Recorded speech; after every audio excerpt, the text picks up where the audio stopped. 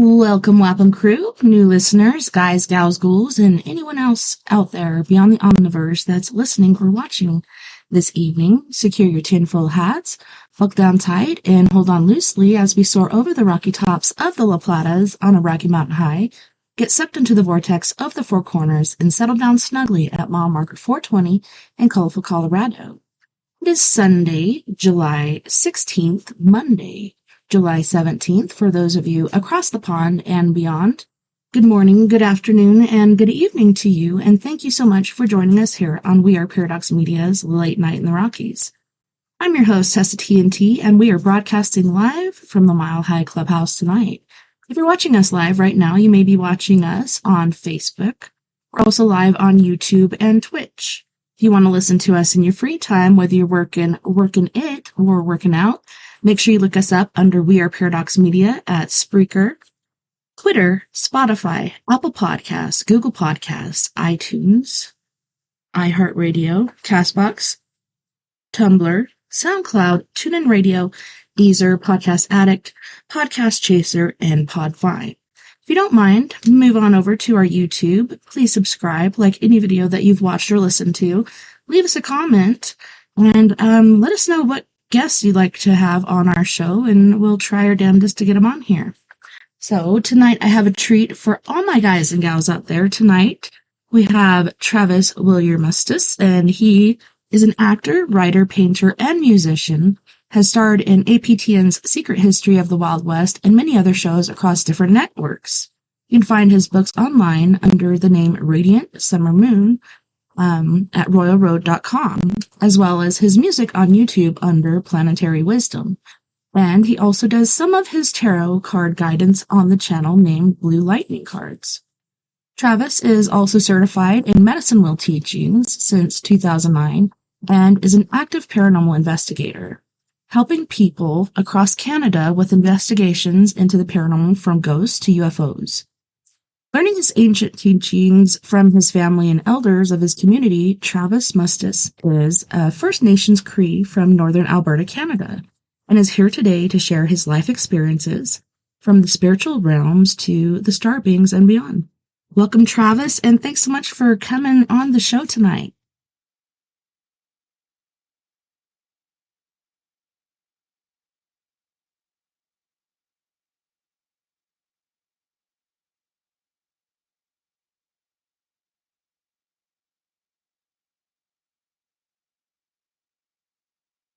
Pretty good. It's damn hot in here.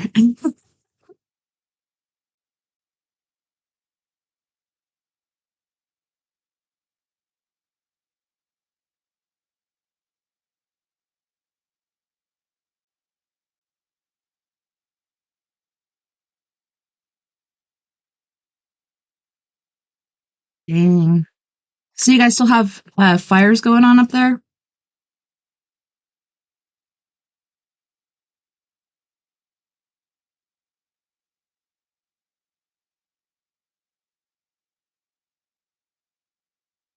Yeah, it's been intense. I've been seeing videos of it even reaching all the way to New York and such. It's pretty insane.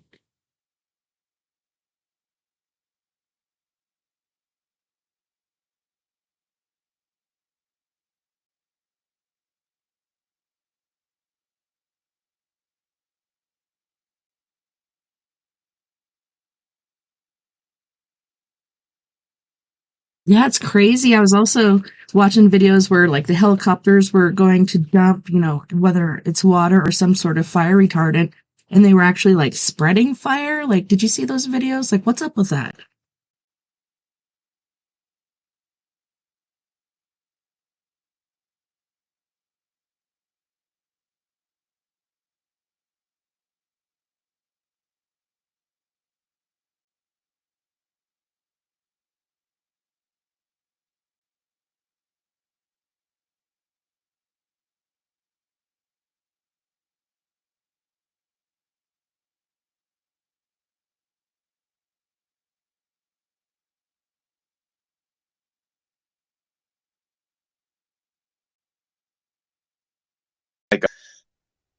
Little techniques and things that they've tried over the time. especially when it comes to firefighting crews and whatnot. So Yeah. yeah. Man, I don't envy those guys, but grateful for them and what they do.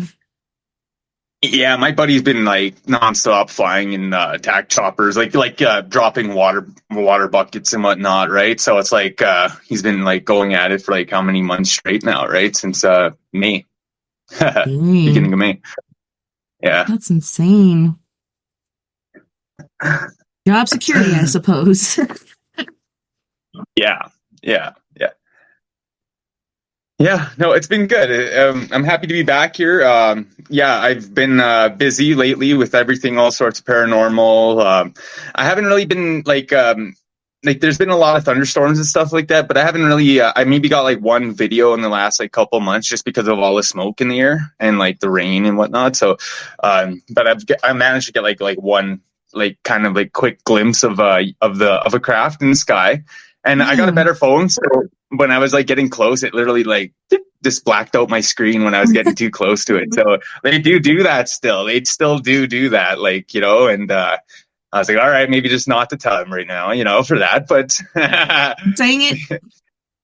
yeah, yeah, maybe just that ship model had that kind of you know, modification to it where they can get, you know, the pictures either blurred out or it shuts down the camera or whatever, you know. But yeah, other than that though, like I said, a lot of different kind of paranormal experiences as well, like spiritually and also like with like kind of like dark energies, like entities like attaching to houses and stuff like that too. Like I've had to recently go help a few people. The one guy came and asked me to go help him out because his place was it was like real early in the morning too. It was like three or four in the morning, and he came by and he was all freaked out. And I was like, okay, come chill out for a second. Tell me what happened. And then he told me what happened, and I was like, okay, that sounds kind of like something different, like, you know. And so I went over there and helped him out. And when I was there, I was like, it was like early in the morning, probably like 4 or 5, like about around that time later. And the sun was just coming up, and I was literally seeing like dark energies just like leaving that house, like just with the morning light. When I was like Oh, after I was like wow. doing the prayers and stuff, yeah. So it was like, you know, by that time when the prayers were completed and things, right, and you just literally see this distortion of black energies, just leaving the house back into the sunlight, just like getting this, you know, dissolved. It's Wow. cool. Yeah. And he literally went back in, and yeah, it was like he said it was better, felt better, and stuff like that. But he was literally tripped out about, you know, what was going on over there. And So was that like a but new yeah, thing for him, or had this haunting been going on for a while? uh, he said it was. This was like he knew it was something different, like something was messed up. That's why he came to me, because he was like, yeah, man, this isn't. This is something else. He kind of, you know, he had no one else to go to, kind of deal. Like, you know, he's kind of freaking out. Like, this is something to fuck, you know, like he knew that something was messed up. And so I had to go help him out there. And yeah. And so I did that. That was something recent too. And then, you know, we did the whole residential school in Jussard area, St. Bruno's residential school, which was burnt down in 1968, but it started in 1903. It was a you know, I guess a movement across Canada for these residential schools by John H. MacDonald, and he wanted to, like, you know, to his words, kill the Indian kind of deal. So all these little Native kids were taken from homes across Canada, like by, you know, like in large amounts, like large numbers, whole reservations. Like, you know, the police would just go in with social services and just like take kids from houses. And if people didn't give them up, they got shot or they got thrown in jail and stuff. So like, you know, it was like a real, you know, tragic time, right? So, but yeah, all these kids were taken to these residential schools and horribly beaten and abused by these, you know, Catholic priests and nuns. And a lot of these people were just like real, like evil people, like using the word as a mechanism for, you know, to people to commit these hate crimes and whatnot, right? So Yeah. it's kind of like a, you know, it's a very tragic thing. Some of the things I've heard, some of the stories, like, and definitely evil was going on in that place, because like the elders, the stories I heard from them, like their accounts, they were telling me, like, even at night when when they're sleeping in the bunks, like they had like separate floors, like the boys had a separate like area, like a whole floor separate area, and girls had a separate area, kind of deal, whatnot, right? But Anyway, during the night, they're sleeping. They look over and they see their words. Like these are the elders' words, not mine. But they said they seen some devils jumping on the beds back and forth. But obviously, those are some dark entities, some dark evils, right? Like jumping on the empty bunk beds, like scaring the kids, right? At night, they all scream, and the nuns come in there and hit them, right? And they were scared to go use the washrooms and stuff like that. This one lady told me she literally. She went to the washroom out there and she said she heard someone else using the last stall, and she went, and then when she got out, there was nobody in that bathroom but her, and then all the sinks just turned on just at the same time, and she went running out there. Yeah, like, so like the place is literally haunted, like, and that's, you know, and then I've heard more messed up stories about like the place, like from the boat abuse side and whatnot, but you know, I mean, that's not up to, I don't really want to share that here right now, but yeah, it was like but like yeah, on the other note though, another one of the cooler side of things was because like we always believe in the Akakosakisamnak, you know, the Star Nations, it was like the Star people, so we always believe in them as like you know, our ancestors, our connection, we came from them right from the Star Woman landing here, right, and on Earth first, and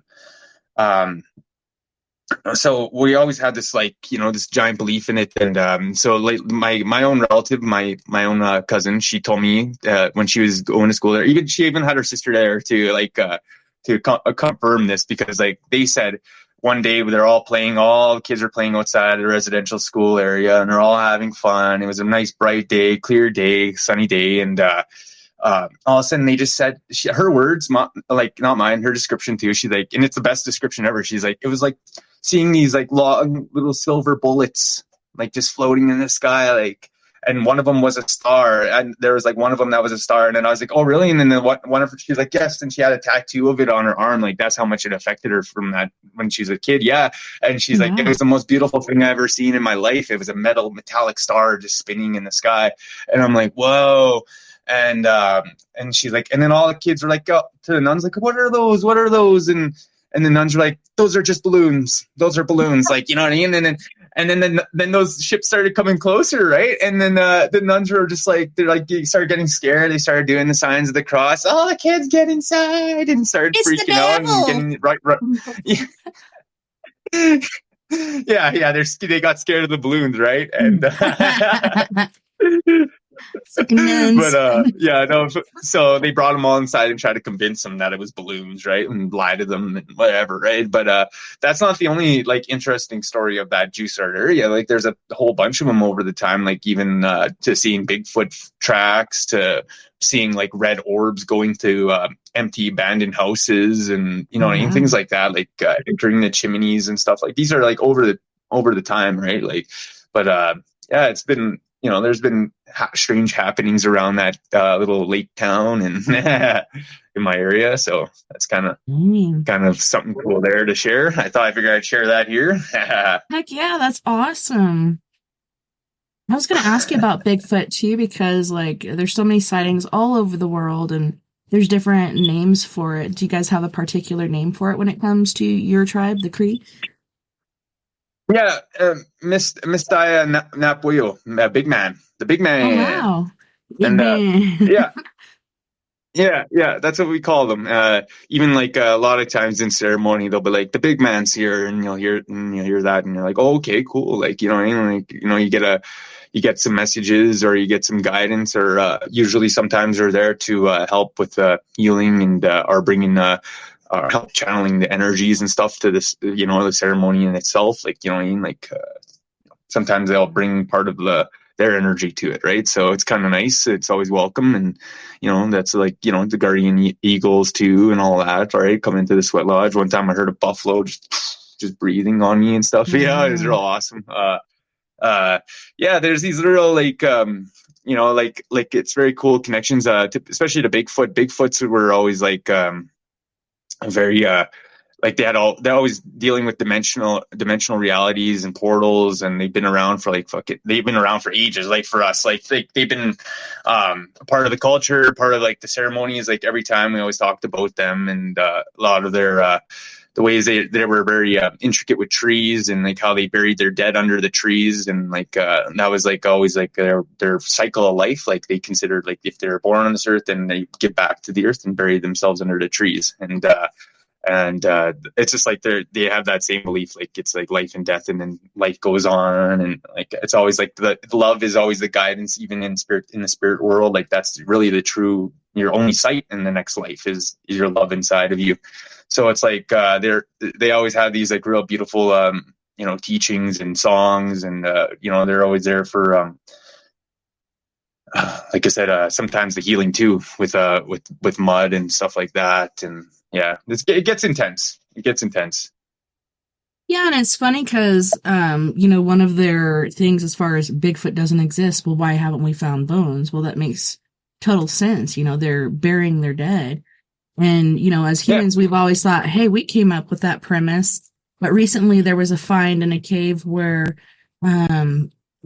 these individuals that are before Neanderthal, they are saying, as far back as they went, were burying their people in caves, like way down deep in these caves. It was pretty intriguing. I'm pretty sure I'm pretty sure I heard something like that. I don't know if it's Cro-Magnon or something like that. One of those older guys. Yeah, you're right. And they were maybe Angulopithecus or something like that. But I don't know. Right? One of those wild freaking names anyway. But yeah, one of those guys. Yeah, they definitely started. It was like it. What do you call it? It was right from the Atlantean times. You would bury your dead and stuff like that. You'd mummify them and stuff like that. There's all these different things Atlanteans did, and that was one of them, was the burials, and the 9 government kind of leadership, and a whole bunch of other things, like even all the the building to the sacred temples and ley lines and all that. The Atlanteans they started all that for the wisdom and the clarity of the people and the civilization at the time that was spread across the world. And it was it's a lot of things that you still take from to this day. Like even the 4 directions is a Atlantean teaching that came from the Atlantis. In the original Atlantis wheel, though, it was different colors because the skin colors were different back then, right? And the different different times, right? So there's a few different little things. But yeah, even the Egyptians used the 4 directions as well, and and then that's really because like a lot of the like the 4 seasons and all that, right? We're all very much connected, and it's very cool. It's very cool. Like I said, it all branches from Atlantis to some degree, and Lemuria. Yeah. As far as Atlanteans, there was a YouTube video. I've been watching this guy, and he plays like all kinds of different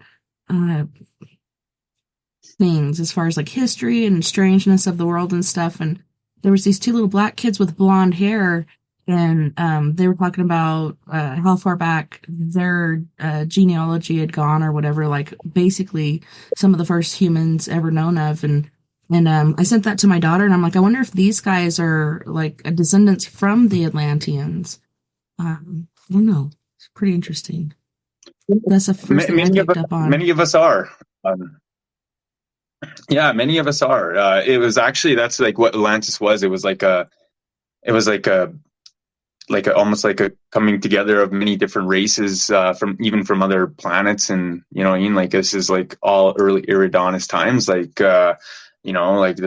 from when we all started meeting each other, like in the galaxy, and then to intergalactic trade, and literally a lot of these planets and things, and then like a lot of the relationships kind of went south because of reptilian the evil ones, the dark forces. They started feeling like because they didn't need at the time, they actually did have like a real like reptilian form, and they were like one of the species, like among other species, like there was Iridanis bird, Iridanis mammals, reptiles, insectoids, you get you know what I mean, like cat, dog, humanoids, all that, right, was going on back then. And so like these guys, the reptilians, they felt like, because they were a lot more stronger and stuff like that than most of the races, they felt they were number one, and because they didn't need to evolve, and so they felt like they should be rulers of the galaxy, and that's just kind of what started off their whole I guess their evil campaign. in a sense, to take over the galactic trade routes. And this is like the start of the first Great Galactic War. And literally they took over they subjugated a few of the, other races, ET races, namely the Greys, and used them with their technology combined with their, couple billion-year-old technology to, like, I should say, hollow out planets and asteroids. They were able to take the Greys and, further them with like genetic hybridizations and, not further them, but further their own technology. So, like, they can, make the master, I'll kind of get into this. What in their mind was going to be the master race anyway. But so they ended up going to war with a lot of the Lyrians, because the Lyrians had three planets in their system, and they wanted to destroy them. They didn't at first. They wanted to take them over, subjugate them, but the Lyrians didn't want to give up. So they ended up destroying them. They destroyed the cat planet and the dog planet, and a lot of the Lyrians on the third planet were Venusians as well. So Venusians got brought into this, and they actually went to war with the reptilians on their moon base. And at the time, they had a lot of bases on the moon, and they ended up destroying a lot of those. And it was like an all-out battle. A lot of the reptilians took refuge back on their bases they had on early day Earth, and it was just kind of like a lot of their bases were underground and also on the ground. Like the ancient Lemuria and Atlantis were kind of like they originally were dragon cities. Like, everybody has to know this. Like, they originally were reptilian cities. Like, they were known as the twin dragon cities. Like, one was female and one was male. Yeah. And anyway, so like these dragon cities, it was like I said, it was a big war. So it ended up becoming like a huge fight. The Venusians and the Maldek people, like, of Mars, ended up like kind of combining forces to fight in this soul system here, in this solar system, and they ended up like, it was like a back and forth battle for like 30,000 years or so. And like Atlantis was like it was a kind of like a different world. It was it was starting to take different, it was starting to get destroyed in different ways, different conflicts. Eventually, what ended up happening was there was a huge call out to the galactic force, the galactic light out there. There was like a galactic council that actually came together, and they're like, okay, well, we're going to send down some help to stop this war and bring an end to this, these reptilians on the surface of Earth kind of deal, right? So they ended up sending a bunch of Pleiadians, and there was like many different races in the Pleiadian systems, like not just what people think the Pleiadians are. There were so many different kinds of them. They ended up coming out here, and we ended up landing and fighting a lot of the reptilians. We beat them out of Lemuria and Atlantis, and sent a lot of them left down to inner Earth, and some of them left back off planet and stuff. But for the most part, Earth was taken back and saved by the ancients. And what ended up happening after that was Atlantis was taken. Well, the Pleiadians moved in with the Atlans, and we just ended up kind of creating this whole new society. For a couple thousand years, things are at peace. We ended up clearing and killing a lot of the dinosaurs, because of the dinosaurs. There was already naturally evolved insects and reptiles and animals on this planet, but when the reptilians were here, they took it a little bit further with their genetic hybridization with the Greys. They kind of made like the deformed T-Rex dinosaur. Why did it have little deformed arms? Now these little they ended up creating abominations in the seas, and like a lot of and where a lot of these ley lines were, they ended up leaving a lot of their like dragon, like bigger like creation dragon monsters, like in the cave systems, like in these old temples and stuff, and because they worship these things, right? And so what I'm getting at is so we killed a lot of those things. A lot of them went underground. A lot of the dragons were still located underground in temples and stuff like that. Above ground too, in kingdoms that were across the lands, and unknown places, like unknown temples that were built by the reptilians, and in unknown times, right? But what I'm getting at is, after a while, the reptilians still moved their way back in. Like, they still came back, but they came back through a special way, through hybridization. They still stole people from around Earth and made their own humans underneath the Earth with the hybridization with them. And they ended up making themselves like that maybe they made their own people, but with reptilian blood and bloodlines. And these people were able to move through the public, and they were super smart, and they were able to like find their ways into the powerhouse of Atlantis, and they were able to find positions of power. And then slowly the corruption came through, and what they needed to do was corrupt the Atlantean beliefs and spirituality, so that they could send their demons from the astral world to affect the upper surface of the Atlantean populace. So when they got their priests in, because like that's what they originally were reptilian priests, right? And they were like spiritualists, so they ended up like seeping in there and like withering away the light of the people, and then slowly the corruption happened, and there was like a split between the spirituality and you know, and then once things started to fall, and people stopped paying attention, and they started using technology and building technology under the ground, which was able to cause a polar shift and a few other things like seismic activity, which actually sank the old continents of Lemuria and Atlantis in time.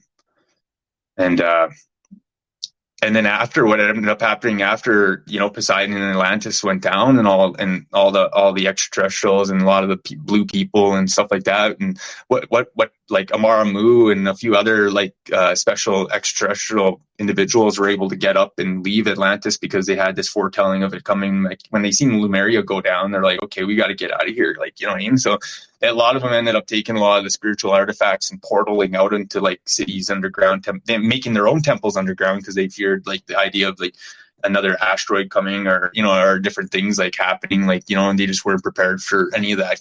So like they ended up making like temples around the earth, and hiding a lot of their secret schools in different parts of, you know, unknown regions of the, you know, four corners of the world, right? And a lot of these teachings are still out there to this day and alive. But what ended up happening though was years after that, people walked the surface of Earth, and they found these kingdoms. And, you know, these kingdoms were just like open. They were just magnificent palaces from the Atlantean times. And they'd go in there, and they'd find these reptilian dragons and abominations inside of them. And they'd have to slay these dragons in order to become the kings and queens, or whatever the rulers of that kingdom, right? So like there's all these tales of that, you know, and like you hear about these things, and this is the case. This is why they have these tales. And yeah, like I said, it was just a different time for thousands of years after Atlantis and Lemuria fell. It was just like a kind of like a free for all where people and reptilian kings, like, because even the Dragon Emperor King like of China found a temple and just took it over and started their dynasty in 3232 or something like that. Circa, you know what I mean? Like, and he was a dragon emperor known for having a like reptilian face and everything. Like he was but he was a man, you know what I mean? But he knew how to lead the civilization and rose up and did that, right? And yeah, so like there's, you know, like it was for a while there was just people taking over kingdoms, and yeah, it's kind of like the Game of Thrones. Yeah. And it's crazy too, because like I've been seeing videos of lizard people, and a lot of times they're reporters, which, like you're saying, like they're distorting beliefs, or they're sharing news that a lot of times isn't accurate. You know, it's just to kind of mind F us. But it's pretty interesting how they have jobs like that, or I've seen them as like bodyguards or whatever for political people, and I don't know, it's insane. Right. And they can only tell, like, by the way they blink, or sometimes their eyes will get the little slit in there or whatever. I don't know how they do it. But like you said, they were mixing themselves with, like, the human genome, or... Yeah, they did that, yeah, in Atlantis times, yeah. And they literally made, like, human hybrids, Nordic hybrid, reptilian hybrids, yeah. And these guys can walk literally like in public and be just taken as a regular human. You know what I mean? Like these guys, but they have that bloodline, you know? Yeah, it's a wild one. Yeah. But like I said, a lot of us are, we are like descendants of this Atlantean time, you know, from, you know, some of us are Venusians, some of us are from, you know, Maladek people, Mars people, and some of us are, you know, from Pleiadians themselves. You know what I mean? Like it gets wild, you know. For sure. And then like they call it Middle Earth or whatever, like inside the world supposedly there's still a civilization there and they have gardens and all this other stuff. And I was just thinking the other day, I'm like, I wonder how they're able to grow their gardens. I wonder if it's, I don't know, how the heck do they do it? But supposedly like they're really advanced people. Oh, yeah, yeah. The crystals glow, and then also a lot of the mushrooms glow too, which is kind of funny underground. So a lot of this bioluminescent light can actually grow underground, grow any kind of crop underground.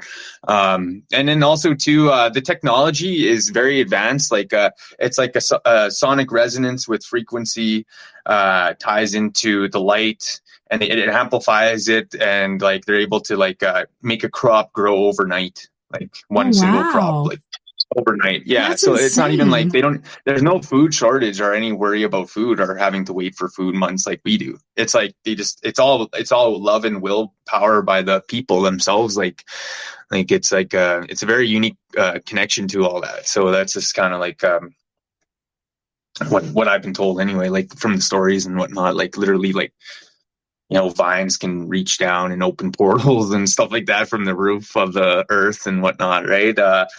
These people are quite advanced in their own ways. That given last time I was seeing stuff down there, I was getting any kind of visions was like it was like an ancient temple, reptilian temple and whatnot, and there was like a whole bunch of us flyers there, and we're able to energy sensors.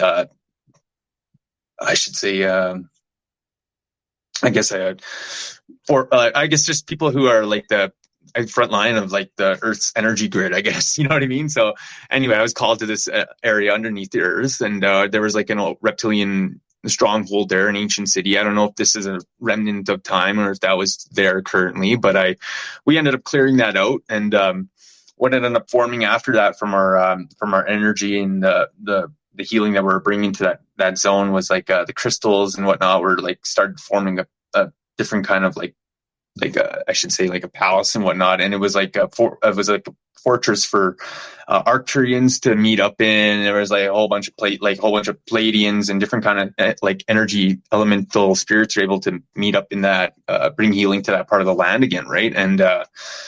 And yeah, even like I was even seeing like knights like in blue armor and like Oh, wow. silver helmets and stuff, and yeah, it was like different kind of spirits. So it was like literally like a very spiritual thing. Like it was like to build a fortress on a dimensional level for the spirits and the light beings to kind of gather again into, within bringing that love back into Earth kind of deal, back into the womb.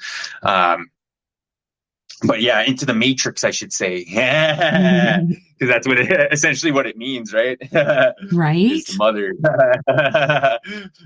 So yeah, just it's like it's a wild one. For sure. There's so much crazy stuff going on, and it just feels like every year it just accelerates a little more.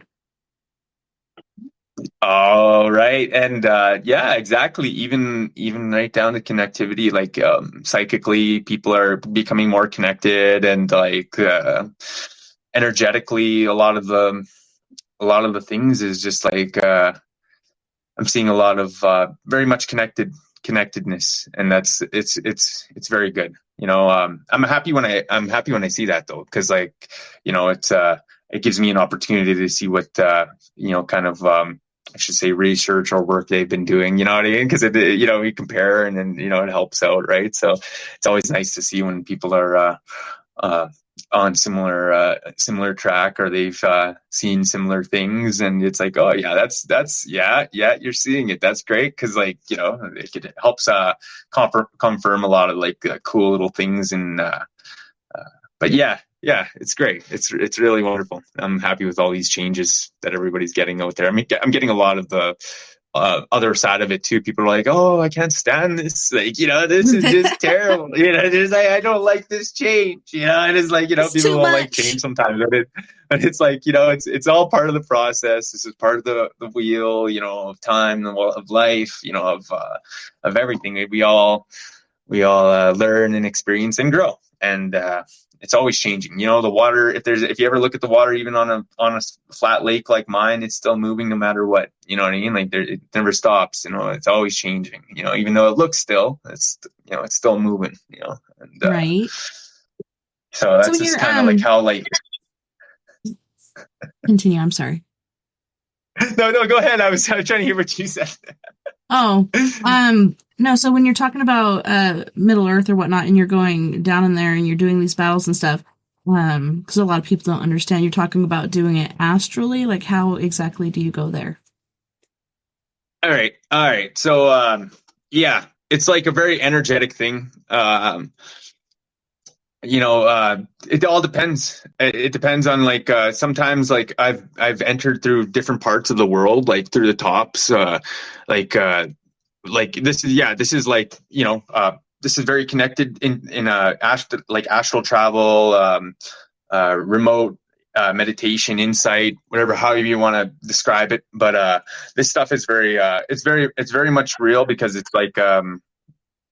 like you're getting all this information through your senses and your inner sight. So it's like your dimensional spiritual being is interacting with this matrix, right? This other dimensional frequency, that this wave function, right? And it's the part that affects all the world around us. Like for things to happen here in this dimension, it has to happen out there in that dimension first. You know what I mean? Like and then we kind of like so what I'm getting at is we end up going in there, feeling out the energy of the grid, Earth's energy grid, and we find a place like, especially if it's, it could be top surface, but usually it's underground. One time we were over India, and this one is another inner Earth story, but this is we ended up finding it was like a turbine. It was like this weird turbine was turning underneath this city, but it was powering this. It was almost like a dish or some sort of radar dish, but it was like to block people's frequency of light. Like, so it was like to block their prayers from reaching the light. So we ended up taking apart, dismantling this this machinery, right? This turbine. There's like a whole bunch of us meditators were all there, and what ended up happening was this giant creature they had guarding the thing started like slithering out, and it was this mercury worm or mercury, like it was like a giant creature, and we ended up me and Buddy there, we ended up fighting it and using our ways, and we ended up just like dismantling it too. And what fell out of it was these red rupees. And no word of a lie, this guy's from Finland, but he has the spirit of a hobbit, so I always like to refer to him as the Hobbit. But he ended up going off. He's like, those rupees they're Anunnaki souls. They were using Anunnaki souls to power this creature. I'm like, wow, man, like that makes so much sense. Or right? Yeah. And so we freed the Anunnaki souls to Galactic Federation of Light, and a few other things like we did it during that time, and ended up shutting down that dish so like the prayers would reach the light now, and different little things, clearing up that area. But this was like all inner Earth stuff because it was within the Earth, right? And a lot of ETs, like their technology they'll set up, it's kind of funny because like when we set up technology, we do things we expected right away, instant action. Like they're kind of like they'll set things up like, oh, well, let's drop it off on that planet and we'll see it in a couple million years, or you know what I mean, our kids generation will see it, or you know what I mean, like a million years, 1,000 years from now or whatever, right? Like and also too, like the relativity of like larger planets and different orbits and stuff like that. One day can equal fucking 15 years on Earth or something, you know what I mean, like on their planet. Like so it's just kind of like it's all connected in that sense. Yeah, it's a wild thought. I know what I'm saying, but all right, so it's like how can I put this right? All right, at the energetic level, the physical universe, all information is available at all times. You know what I mean? Like, and that's proven. That's a proven study. You know what I mean? And so, like, to tap into the like the frequency or energy and make that connection, all levels of information in the universe become available.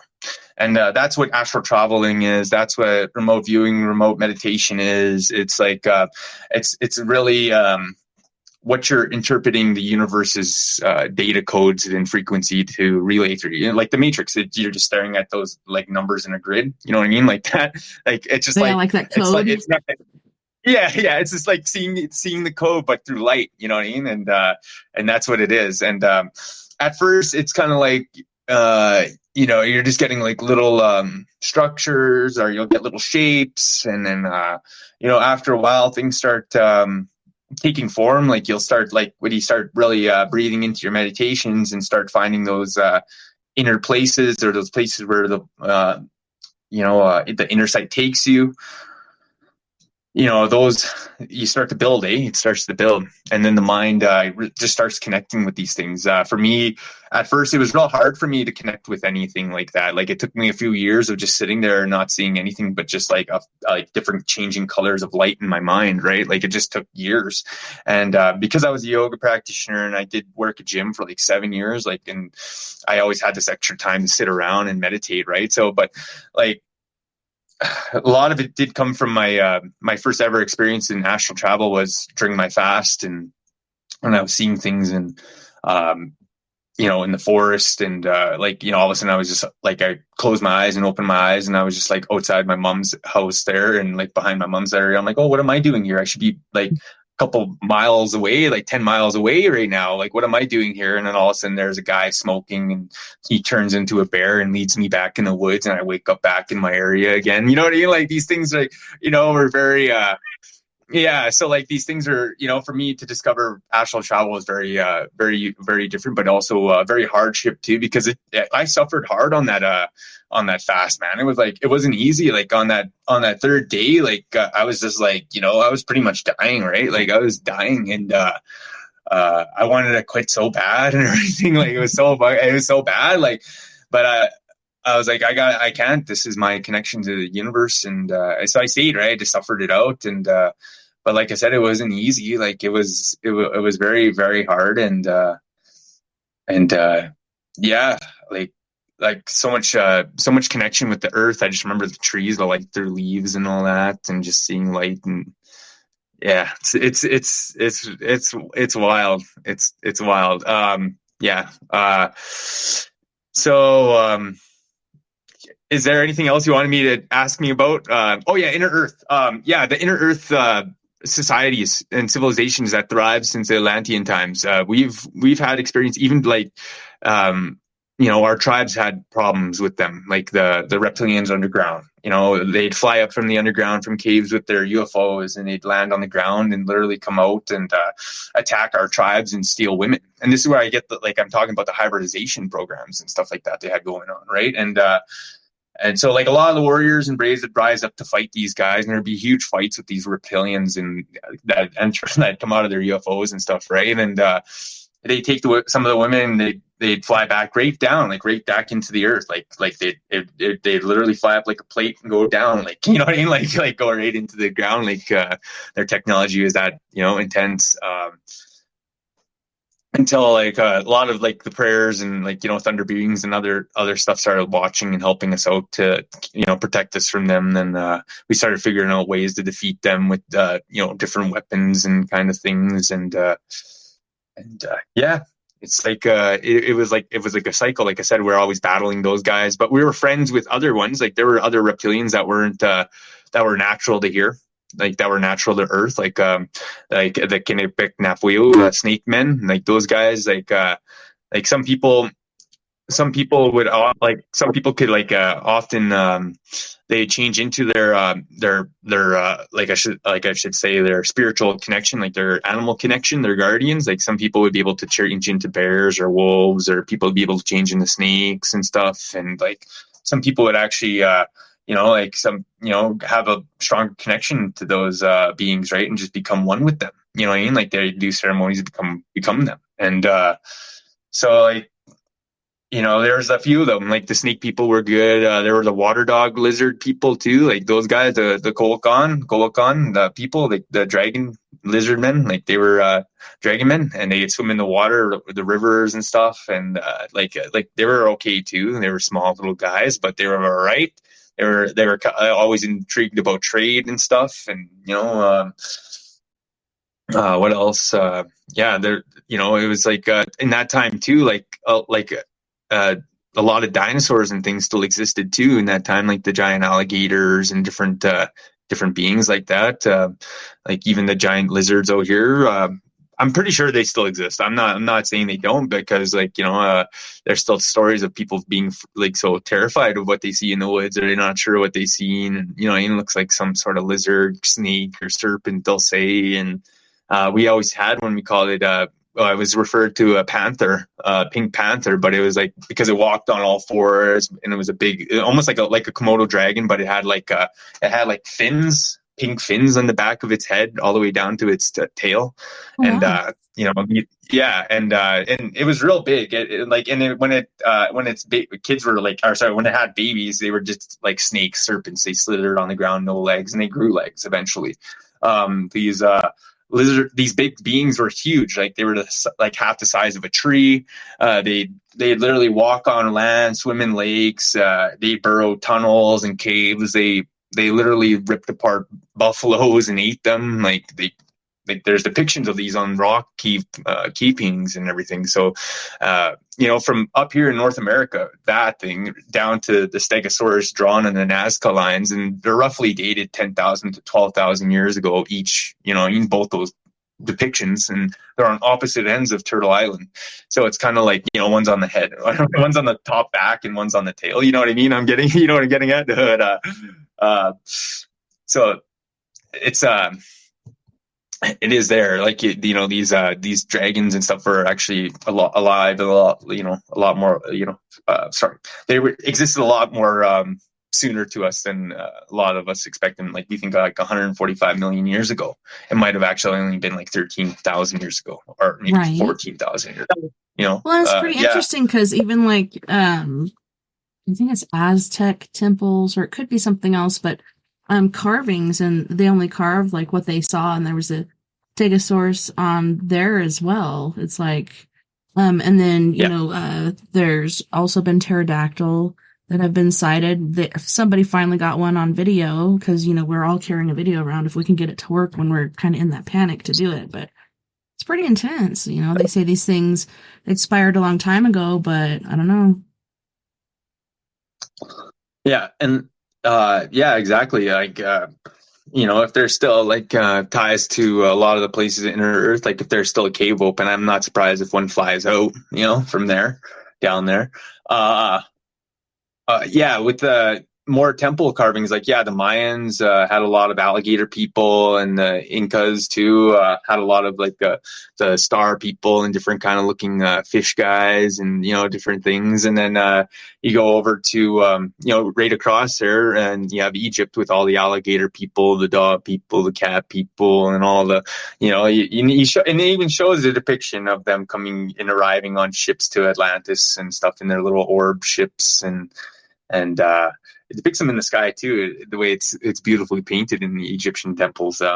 But you go even down to the East Hindu temples, Indonesian temples, no, Hindu temples, yeah, and the India people, they have like a lot of depictions of their like ancient Star Wars battles, and they actually have like Komodo dragon, like reptilian guys like in armor, and they're like fighting dudes, like, and they're like the size of humans. They're up on 2 feet, and they're like one's like grabbing one and biting the head off one of the human warriors and kicking the other one with his like little his huge Komodo dragon feet. Like like they were warriors, like manhandling two human warriors. You know what I mean? Like they were strong guys in that sense, and are strong beings, I should say, warrior fighters. And so like there's always all these depictions of all these reptilian guys, and then right down to the temples out in like the Buddha. Remember those Buddha guys we always bring up there, those the Hiroshi dragon warrior guys, those the monk warriors, the dragon warriors,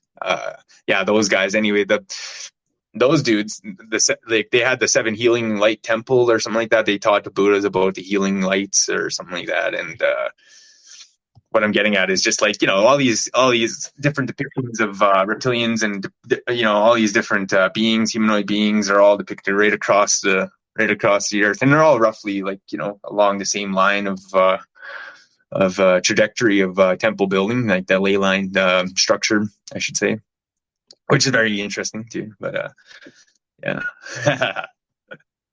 Moon in the chat said, ouch, Komodo dragons walking on their hind legs would be vicious. They do. They fight like that. It's funny because like when they're fighting each other, it looks like they're like trying to grapple and hug each other, but they're like fighting. They're really trying to throw each other down, and it's like it's a very vicious match. But yeah, right? no, it's like they do fight like that. They do fight. They fight on their hind legs, and they use their tail as like a standing like a kickstand. Just lean back and chilling on your tail. Yeah. Exactly what they use it for. It's crazy. But, yeah. So that's there's a lot of that going on out there. So like I said, the temples, the ancient times, the people, it's all connected to them. We have the Snake Mound in Ohio. Like that's very much connected. We always believed in the ancient cobra of wisdom. Well, that's not ancient cobra, but I should say the ancient snake of wisdom. It was a snake that was able to tunnel through dimensions, through the galaxy, and actually, it would come as a spirit to people and bring like visions and like different kind of like wisdoms and different codices from the universe, right? Whether it was spiritual or if it was meant for this life or the next life, or it is very different, right? The snake is very mysterious and had a very mysterious like intelligence to it. So it was considered to be that, right? A very dimensional being. And then it was kind of interesting to hear that the like talking about India again, that they had a similar kind of belief with like the Shiva and the cobra of wisdom. There's a cobra of wisdom, golden cobra, and the same thing. It has like the ability to travel through dimensions and whatnot. And I'm like, whoa, that's wild that we kind of have that same little that little snake being creature that's tunneling through dimensions, and like it's so it's making its way around. I wonder if it uses wormholes. Yeah, the snake holes. Have to rename it. So all these it's very sightings recently, what do you think about that? Do you think that's from inner Earth, or do you think that's from space? Like, what the heck is going on? It just seems like there's more and more, like, all the time. And it's like they don't even care to really hide themselves anymore. Depends. Like a lot of there's a lot of energies that come from the inner Earth. A lot of times, a lot of dark beings, a lot of different type of like energetic levels, like lower frequencies. They'll try to open their portals down there and try to like seep it in through. And we've shut down a few of those things, like dimensions. Like they'll try to open up like dark squid dimensions and stuff like that to try to seep those guys through. Or they've like we've seen a few of them, different kind of things that they've tried to bring out. And other than that, but like I said, we've been seeing a lot of changes, like in terms of bases structures down there, like in terms of Galactic Federation, like taking hold of places and actually creating like different structures, or actually asking us to help with crystal structures and to really look over the spiritual grid. Because that's all they want is the Galactic Federation is like they want us to be able to take handle of our own planet's energy grid, because they already have their own, like they're dealing with their own, but they want us to like advance that level so we can take that over and not have to worry about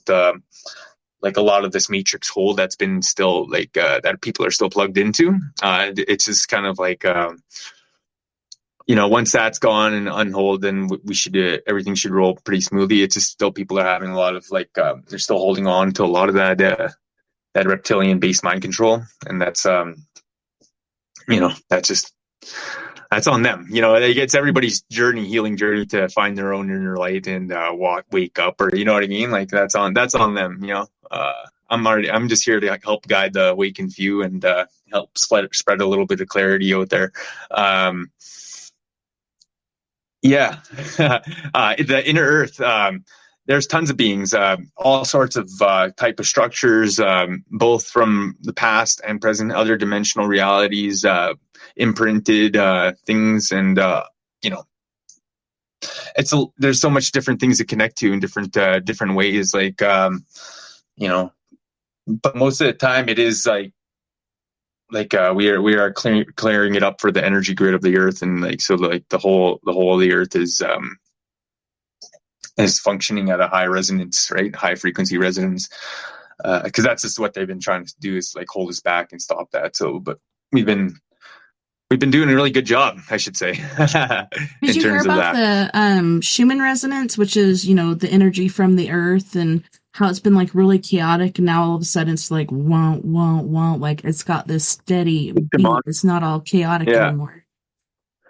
Yeah, it's a shamanic resonance. Yeah, it's very it's like all the planets are finally finding that balance again, you know, and it's all about the sun, right? The sun's frequency too hasn't been this high since the times I was talking about. The early Iridonis days, like when frequency was at a very high rate. So a lot of these things, like a lot of our intellectual parts, like a part of our frequency waves, a part of our life, a part of our reality that we we don't really feed too much into, like our inner sight, the remote viewing, the parapsychology, you know, all that, right? Like it's that's all going to take a big turn, because like it's with that high frequency, it's going to leave us no choice. Eh? Like we're all going to be getting our upgrades, our DNA is going to be getting upgraded. For those of us that have already been like, you know, waking up and getting a lot of these like messages and visions and already feeling the frequencies like that, it's only going to be more amplified. You get what I mean? So like people that are just kind of waking up now are just going to be kind of getting like just a little taste of what it could have been. You know what I mean? Because like the ones that are already waking up and choosing a lot of these, you know, to do these things and see these things and, you know, to not ignore their true reality. We're just going to be getting more in tune with the universe, and more, we're going to be getting more connections. Like you do realize you have to be psychic to fly a lot of these craft, right? Like, you know what I mean? Like it's Probably. like, yeah, it's very connected. Like the suits, the reason why I always draw them wearing their suits like that is because those suits, they connect like to them, into the craft themselves, and like into the part the part they hold, and it's like all psychic kinetically, right? Like psychic kinetic energy, you know. So it's literally it's a matter of people using that, finding that love in their light, and finding that frequency to open up those pathways neurologically and spiritually, and holding that divine frequency, right? And yeah, I don't know. Is there anything else you want me to go on there? Well, let's go ahead and go to our first music break, and then we'll come back and talk about some more stuff. Excellent. I'm going to make a coffee. Thank you. No worries. So we have about a little less than 15 minutes on this one. So we have King Cinnamon from Biafra, Nigeria, with Fantastic, as well as Al Imo Eldarella. And then we have Hosni Bronx, who is originally from Jamaica, but he also lives in the Bronx in New York. So he kind of goes back and forth, and he's going to be singing Free Child. You guys don't go anywhere. We'll be right back after this music break. Bam bam, King Cinnamon. Oh yeah, baddest. Take your bam bam anywhere you day. Know your bam bam, it is a Friday. Come on, let's go, it is a holiday. Anything you want, baby, I will pay. Take your bam bam anywhere you day. Know your bam bam, it is a Friday. Come on, let's go, it is a holiday. Anything you want, baby, I will pay. Fantastic. Baby girl, you romantic. Fantastic. Baby girl, you romantic. Put your brother, baby, gather something. Come on closer, baby, gather 19. I know you better, but I am the king. Your backside bigger than Bombay. Baby girl, brokotum. I like the way you want your brokotum. Baby girl, brokotum. I like the way you want your brokotum. Jamaica, Ghana, shout out to the ladies in Asia, Nigeria, South Africa. Say me love you. Please me, baby. Yeah. Turn up from you. Yeah. Take your bam bam anywhere you day.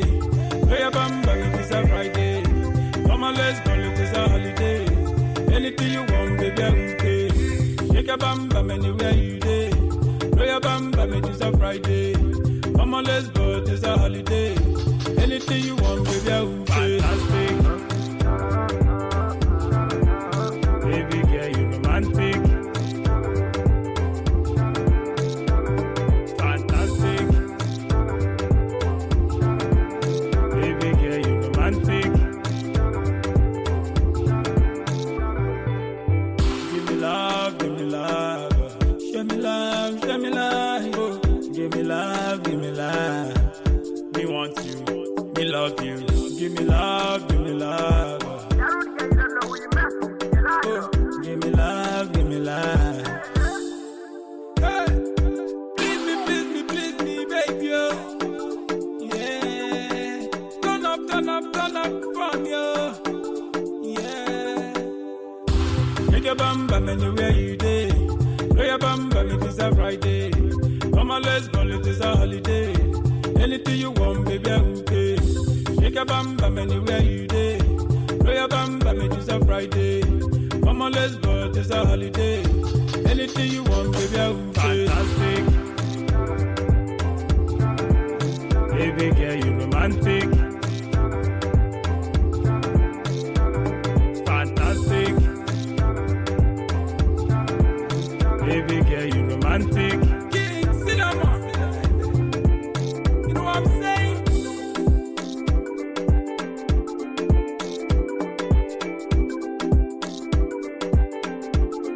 We spot on the mix.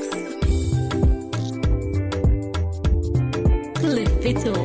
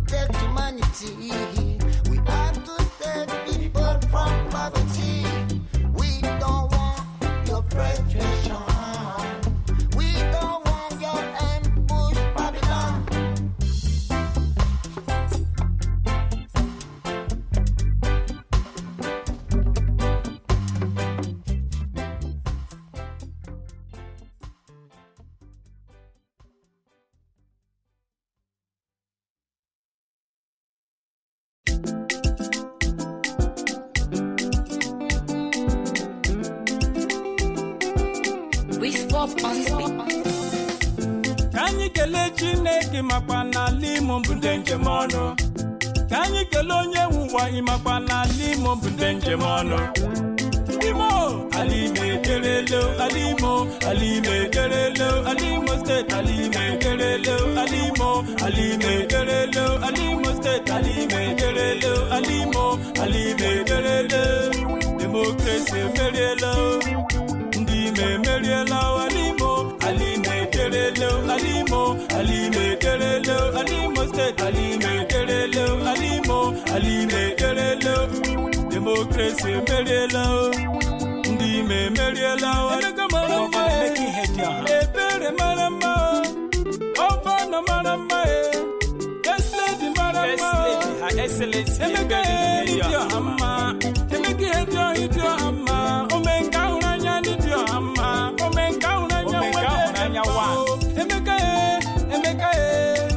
Neki Modima, Emeka Neki Modima.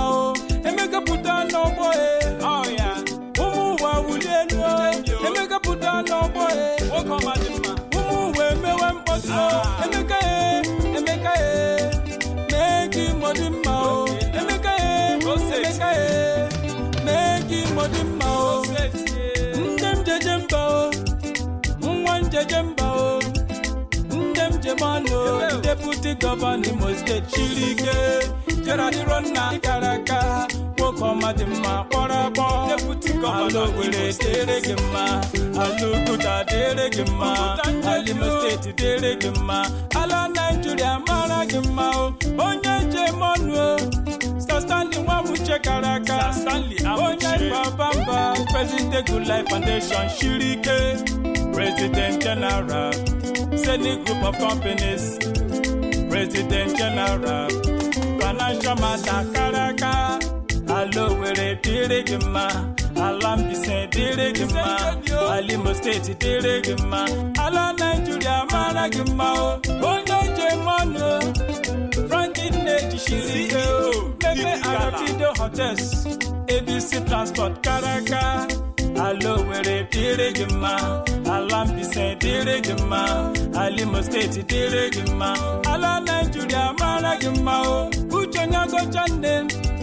Uchonya go chande, Honorable Wokomadima, Onye Horo Nyakeleni Yao, Mawugiye, Ginando Tugio, Mawunule, Njigari Chinala, Imo State Yo, Mawugiye, Ginando Tugio, Mawunule, Minigari Zonala, Imo State Yo, Alo were Deregima, Alo were Deregima, Alimo State Deregima, Ala Nigeria Maragima, the chairman, Orange Trucks Limited, Jisa Anthony Ifani Chukun to business and Ishirike, Ikenga Dichele, pride of his people, most outstanding one, Okoma Marama, Iborabo, Alo were Deregima, Alijato Deregima, Alimo State Deregima, Ala Nigeria Maragima, Honorable Jobagu Shirike, Honorable Bina Shirike, Jere Labosa Shirike, Tochukwo Kereke Shirike, Okahu Be Shirike, Injina Benina Shirike, Onyamana Construction, Wokoma Dima Ikaraka, Onya Shiwole Heborani, Etemu Imaramao, Wokoma Jemba, Wokoma Dima Ikaraka, Quiz Popule, Ibo Felamo, Onyamana Pito, Akana Kompa, Ikaraka, Eziwa Mama, Mr. Ludiriwa, Wokome Jemba, CEO Elizabeth Ventures, Ikaraka, Democracy Merielo, Ndime Merielo.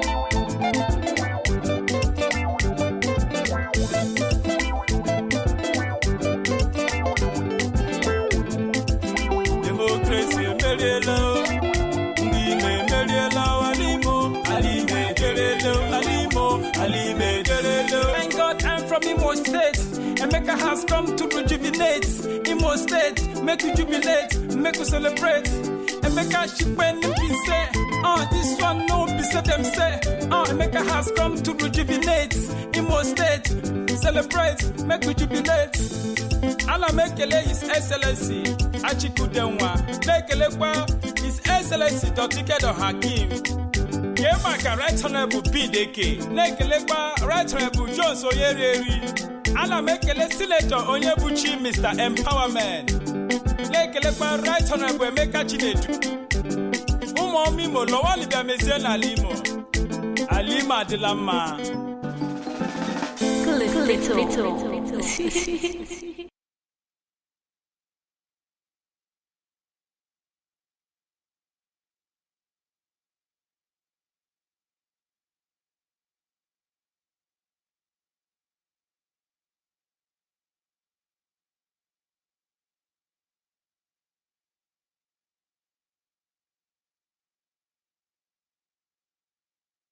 I think you're muted, Tessa. Yeah, you're muted. I can't hear you. I am. Bring it. Thanks for catching that. Welcome back, everyone. Yeah, Moon was saying I can't even remember drinking a cold beer on a hot day. I don't know that little mix we had there on the break makes me want to be on the beach drinking a Blue Hawaiian. Yummy. Oh yeah, that little it's very Caribbean mix there. Yeah, it was awesome. It was great. I liked it a lot. Is there anything you wanted me to continue on, or do you want me, or anything you want to ask me about I mentioned earlier, or shall I continue on? Yeah.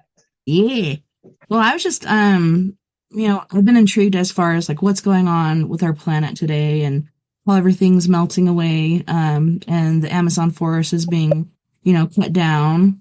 And there's so many different things being found. Like they found this city in the rainforest that was like, they're comparing it to the size of London, which is pretty intense. But I think a lot of things are going to be uncovered. A lot of things are going to be found, both good and bad. But it's pretty intriguing time to be alive right now, for sure. Yeah.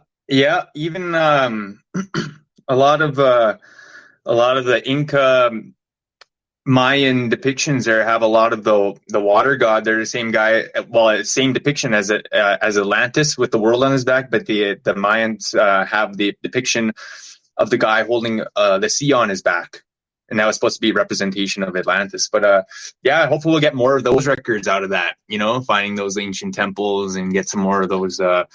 Because like a lot of times when the Spanish Inquisition went through, the Canary Islands, they met a lot of the Atlantean descendants on the Canary Islands. They killed them. Like they took them as pagans and just murdered them horribly. Let their dogs eat them alive and stuff. You know what I mean? Like real, wild things they did, man. And that kind of behavior continued right on until they, right up the America Islands. You know what I mean? Like South America when they landed and stuff, right? And it's like what I'm getting at is a lot of these places are ancient remnants of Lemuria. Even I'm pretty sure out there in your area, Tessa, there's a few ancient Lemurian temples and sites out there that are from those ancient times. But it's just like they look like the Red Rock Canyon temples or something they're called, or I'd have to look it up here again. There's a there's like a few areas, like all those areas like definitely are going to be discovered to have more connections to Lemuria, to Atlantis. You were talking about Egyptians earlier. I don't know if you know this or not, but a portion of the Grand Canyon has been blocked off, and it's due to the fact that, well, in 1906, this guy originally found this underground city, and at first they were thinking it was like Tibetan or something, like there was a lotus flower and all this other stuff, but now there's archaeologists and stuff there checking it out, and come to find out it's actually Egyptian. And there's a room that's full of sarcophagi, like all the way up to the ceiling. It's insane. Instead of laying flat, they're standing, layer by layer by layer, going up, and they have their own little cubbies. But it's pretty intense. Yeah, there's a lot of like I was saying, a lot of Egyptian, a lot of Atlanteans they had to spread out, right? Like they had to leave the destruction of Atlantis, right? And they didn't know how far the destruction was going to go, so they just had to spread out across the four directions of the earth and like bring that information, right? So a lot of them came out here, and some of them went out, out west, and others went out east and stuff, north, and some went south, and the ones that came up here also brought with them too subgiants and stuff too. A lot of different beings also came from out of the Lemuria too, right? Because the cataclysms kind of happened roughly around the same time, like just a little one after another kind of deal. So a lot of different beings and races and stuff came to the continent of Americas, right? Like, and along with the already people here, right? The Pleiadians and Lemurians and stuff, and Lyrians and all that, right? And so what I'm getting at is, that's where you get a lot of the subgiants and giants and all those tales in our culture. When you hear about the Hopis coming here, and then the giants were here, and then the craft had to help them blast the giant that was trying to attack them and stuff, and protect them from being attacked, and so they can make their voyage here from Lemuria when it fell. When you talk about the Hopi, right? Mm-hmm. I'm still sorry. I'm having a hard time trying to recall this. I think it's Boyton Canyon or something. Huh. I'm thinking no, it's not Brayton. It's probably Boyton Canyon. I think vortexes. Yeah, there's some vortexes, some like ancient Lemurian temples out in that area of I think it's your area, Tessa. But anyway. Yeah, I'll have to look it up. I don't know if that's here or if that's like down in Arizona. I know there's maybe it's Arizona. Maybe it's Arizona. Could be. I don't know. I'm gonna have to look it up. Boynton Canyon. Vortexes. Yeah. In Sedona, there's vortices down there. Okay. Yeah. Okay. Yeah. Never mind. But that's not too far away. But yeah, so that area. It's a few hours. Yeah. That's not too far away, but still, yeah. So it is kind of your area. Yeah. Cool. Well, okay. Yeah, that area. Yeah, that's in Sedona. Yeah. Awesome. Yeah, I've wanted to go down there. Those are ancient Lemurian temples. Yeah, those are Lemurian temples out there. And there's like all this sort of energy, wild ley line energy there, and healing energy and stuff. So yeah, it's crazy too. But like these vortices, like trees that grow near them are all like twisted and odd looking. It's pretty cool. Mm-hmm. It is. It's definitely that energy. It just it creates these wild formations and nature and whatnot. And yeah, definitely. Is there anything else you wanted me to elaborate on or go on to, or should I just continue on? Well, I was just wondering, your cover picture you got going on there. Did you do that? This one. I think I found this one on where was it? I think it was some UFO page or something like that. I found it on, but yeah, no, I just found this one. I decided just to put it up. It was a nice little gray alien or blue alien, gray alien guy. Anyway, a little Eben, a little extraterrestrial body entity. But EBE or whatever, yeah. Anyway, so there was tons of whole bunch of UFO videos I share. I don't know if you've seen a bunch of those lately. Just wild stuff, eh? Incredible. Every time crazy. I think I've seen it all,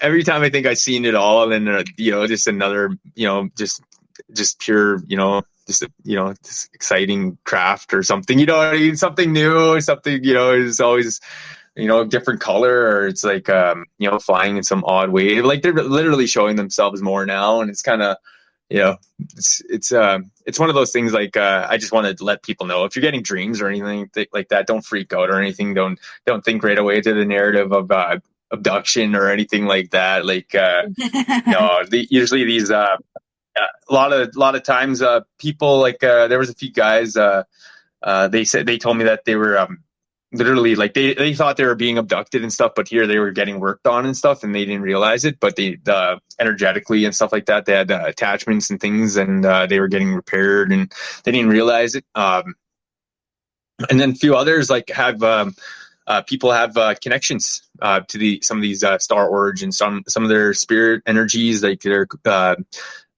ancient ancestry. It's all there, right? And to make those connections again, and raise the vibration of the being or person again, and make those honest connections within dreams too, like figuring out the messages and figuring out the meanings of them. And because like for me, in our neo dreams are major messages, right? So it's like figuring out the meaning behind every one of them, right? So paying attention to those the best you can. I don't know about you, but for the last like 3 weeks, I've been having these really crazy, vivid dreams. And at first, I thought it was the antibiotics that I was on for my ear infection that just wouldn't go away. And I was like, maybe it's the antibiotics. But I've been off those for well over a week, and I'm still having them. I'm just like, what the heck is going on? Generally, don't remember my dreams. I'll just sleep and maybe remember a portion or whatever of it. But it's been pretty intense and pretty vivid. I don't know. It just feels like another realm, which I know a lot of that is, like, especially when it's like the dead coming through to give you messages. But I don't know. It just seems like still living my life, or, going through certain events. It's just that real, that intense. Yeah, no, it's definitely a purpose, right? To and to be that light, and being part of the whole evolvement of the world, right? A lot of the sharing of information that you do here, and like a lot of messages. Like you yourself are empath and a card reader too, right? So seeing that, right? And as higher frequency people, like we're all going to get these connections again. Like a lot of, like, that's the way it works, is like the loved ones, the people on the other side, like the spiritual, like the way the connections work is through love, right? So the ones that are going to come speak to you are the ones that love you, and the ones that that have that connection from the other side is that love. Like that's how it works, right? So being open to that, and seeing that again, and understanding that love is still there, and that's what everything is. Like all of us, everything in the world, like all of everything we do, right, is what we love to do. And it's up for us to make those choices, to find things that we love and do what we love, right, and share that light, right. What was I going to say here about something about dreams and stuff here? I had a real intense one. About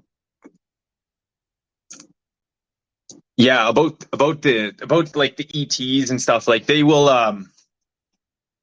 it will feel like it does feel a little different, like than a dream. It does feel like more like lucid dreams and stuff. Like it does and you do kind of have these like where you can, like, you are walking around on the ships and stuff. Like it is kind of like you are seeing the cities, or you're seeing these real awesome places, right? And like in those frequency, in those times, like it's just like what I'm doing with astral travel and whatnot. It's like all the information of the world is all happening, like everything, like it's all going on, in our brains are just like receiving all this information, and we're connecting to it, and like I said, our light, our love is our sight, our inner sight, and we're seeing these things and making those connections, right, to whatever it is that we're meant to. The universe really is looking out for all of us, and in mysterious ways, and it really is there. Like you said, we're all here living and going through these experiences, and it's just we're meant to. These experiences are meant for us, and to grow and experience and expand on with our thoughts and like inner sight, and deal with, I guess, and we do every day. This is part of life, right? And the going of the wheel, and keeping the balance and of that wheel is all a process of it too, right? The mind, body, soul, and spirit, right? And all of it, mental, emotional, physical, and spiritual, right? Like all the realities, right? Like the four directions, and keeping all that balance within ourselves at our center. And by doing that and living out our, keeping balance and living out our connections to the universe and whatnot, it makes us closer. Like, and that's a part of it, right? That's the whole purpose of it, is making our connection closer and to universe, and allowing that light to shine through, and then we all create a galactic unity in that sense, consciousness, right? And it's really a part of that again, because then we get to meet all of our ancestors and space brothers and sisters, and all the other beings of the universe that are waiting to meet us again. Crazy times we're living in, but like you said, like we're meant to be here at this particular time, and there's a lot of stuff we're going to experience. A lot of it good, a lot of it bad. But I mean, we're here for a reason. Oh yeah, everything, all of it. It's all duality of of light and darkness.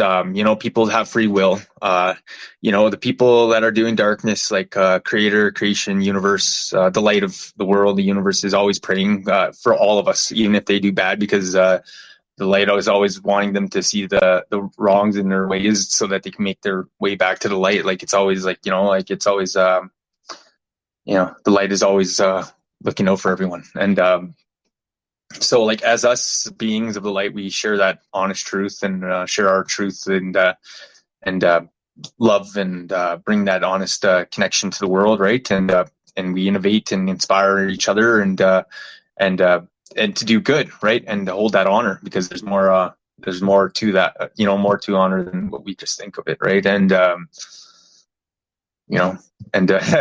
it's all like holding those 7 teachings. They always say the 7 lights. For us, it was the 7 teachings, and within us, and to live that life, right? To honest truth and love, and it's like we when you hold those teachings in your heart, and you're moving in your world, and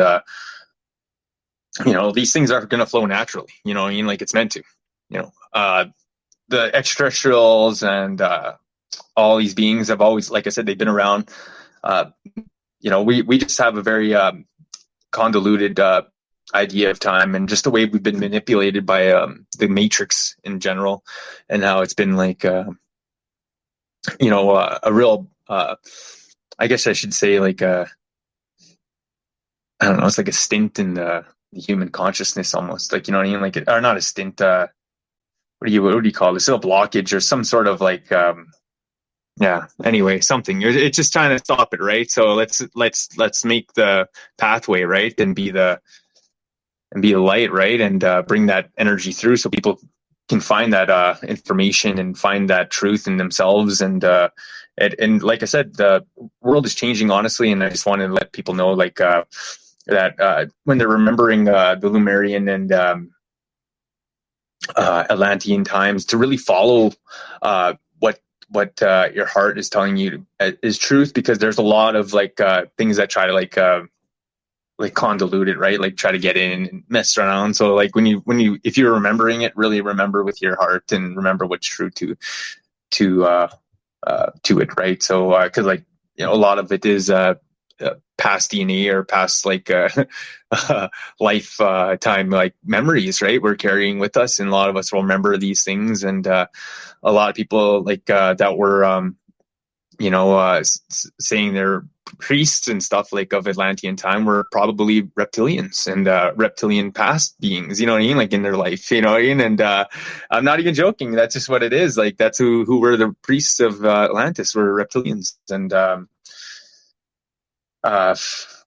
what else was I going to say? So it's you just got to really follow your heart, and if you're going to find that truth of Atlantis, right? If you're going to think about it, and the truth of the world too. Like I said, the extraterrestrials, they have played a big part in our galactic history, and that's just, we're going to find out more of that, as time goes on. And I'm so happy that we're getting that information now, and there's whole other civilizations out there in the universe, advanced civilizations, like buildings and, just, advanced, like, if not more advanced than ours. Like, they've been around for a couple billion years, or, even a couple, like a lot, like a million years, at least, a lot longer than us anyway. At least, like, a lot of the spacecrafts and things that we see out here, like the spherical crafts, the cube craft, the arrow craft, the boomerang crafts, like all those star crafts and stuff like that. They're all like, they all come from these places, right? And these cities are very magnificent, and I'm just like excited because like that future is not too far away. So I'm just letting everybody know that, and like these beings existed on our Earth and are amongst us for quite some time. A lot of them are already here, a lot of the tall white Nordics. They would just wear makeup and change their hair dye and throw a little contact lens in, and they walk around us. You know what I mean? Some of these beings, they do the whole bodysuit thing. You know what I mean? Like I'm saying, it's out there. It's these a lot of the beings are already out there amongst us, and a lot of us are descendants of them from already here on Earth, and we just don't even realize it, just because it's Right. been so long ago. Yeah. A lot of crafts have landed here on Earth, like motherships too, like over the time, and they just mixed with a lot of the tribe people of the Norths, and they just made life, just started out life living with them, right? And some of the beings made civilizations like in Earth and stuff, and amongst other beings, took their side and went down there, and in the beautiful inner Earth, right? Maybe we'll see it someday. I don't know, it's pretty intense, and like you were saying, like giants, like there's so much evidence of it as far as like the giants that we know of today. Like there were even bigger ones back in the day, like that left their footprints and stuff in different areas. I don't know if you saw the video. I think it was in Cabo San Lucas in the mountains there. There was a giant kind of peeking out of his little cave thing there. So I think they're still around. The ones in America, not sure about that, but I know near Death Valley, somebody was hiking around in there and fell through the ground into like a tomb where there were giant remnants and like golden treasure and all kinds of different stuff going on. It's pretty intense. Yeah, there were some giants were advanced. Be surprised. Like some of them did have pyramids and stuff to the north from over here, like in our ancient tales, and a lot of those guys took the ancient beings from Atlantean times, like a lot of the cat beings and a lot of the dog beings that were still like remnants of that time. And they actually left with them to a moon to live, right? And they left behind their pyramid. They just took off, right, to live a new existence on this habitable moon. I don't know if it's one of Jupiter's 89 8995 moons, or if it's one of Saturn's 105. But it was one of the moons, definitely a habitable moon out there. What was I going to say? Oh yeah. So, but there were other giants, like there were other ones that were just like as natives too, like, and there was one that was not too far. They were just up the lake, not too far from us. And they were actually very friendly with us. And they actually they actually helped us with fights and wars, and they actually fought alongside us. But they were, Musqua, Mitsuina, which is, bear eaters. So they were literally big enough, and that's all they ate was bears. And they, Oh, wow. they literally, like, their clothing was made of bear hides. Like they were like they were fierce warriors. And those guys, they came along with us to help the North, like the Eskimos fight off a lot of the Vikings up there during the ancient times and early days, and to stop that North Passage or whatever, right? They were trying to find. And we ended up stopping a lot of the Vikings up there in the north, and like I said, the Vikings always said the Eskimos were real fierce little guys, but they had the backup of ice giants. Like they have ice giants on their side. The Scrags have ice giants. Like they're holding off their hills and all that, right? Like they come running down through the forests. Like they have like these written down documents. Like And yeah, what I'm getting at is like there's all that connection, right, to those giants. And then there was the red giants, which were just massive dudes. And I think those are the ones you're kind of referring to. And these guys are like just man eaters. Like they'd run around and they just eat people. And like, they're vicious. Like they were like, just like, thrashing, kind of bashing, kind of like, evil, you know, I guess I should say giant beings, right? Like, they weren't too friendly or anything, but, then you got down south, right? Like all the way down south, they talk about how some of the giants were helping them out, building some of the pyramids and stuff, like in the Peru, like Peruvian jungles of, you know, what is it called? Machu Picchu there. They have those giant steps and stuff like that they had. And like, you know, so like all these, like, you know, they've been around, like they've been around. Yeah. And, you know, so like, other than that, like I said, they've been in our legends as well. Like, you know, the giants are, like I said, probably like I said, the product of Atlantean times, or if not prior to Atlantean times, because there might have just been some giant humans, right, developing as well, like from the mixing of you know, different kind of progenitor races. You know, they always talk about that in the Book of Enoch, and like how the gods are taking well, Ish and making their own sons or whatever, taking beyond their own or whatever, making their own sons out of their own image and stuff like that, and that's where you get yeah, then that's where you get the first like kind of like cyclopean L guys, right? And like and stuff like that they used to refer to them as and whatever, right? Like it gets pretty intense. Like what can I say about it?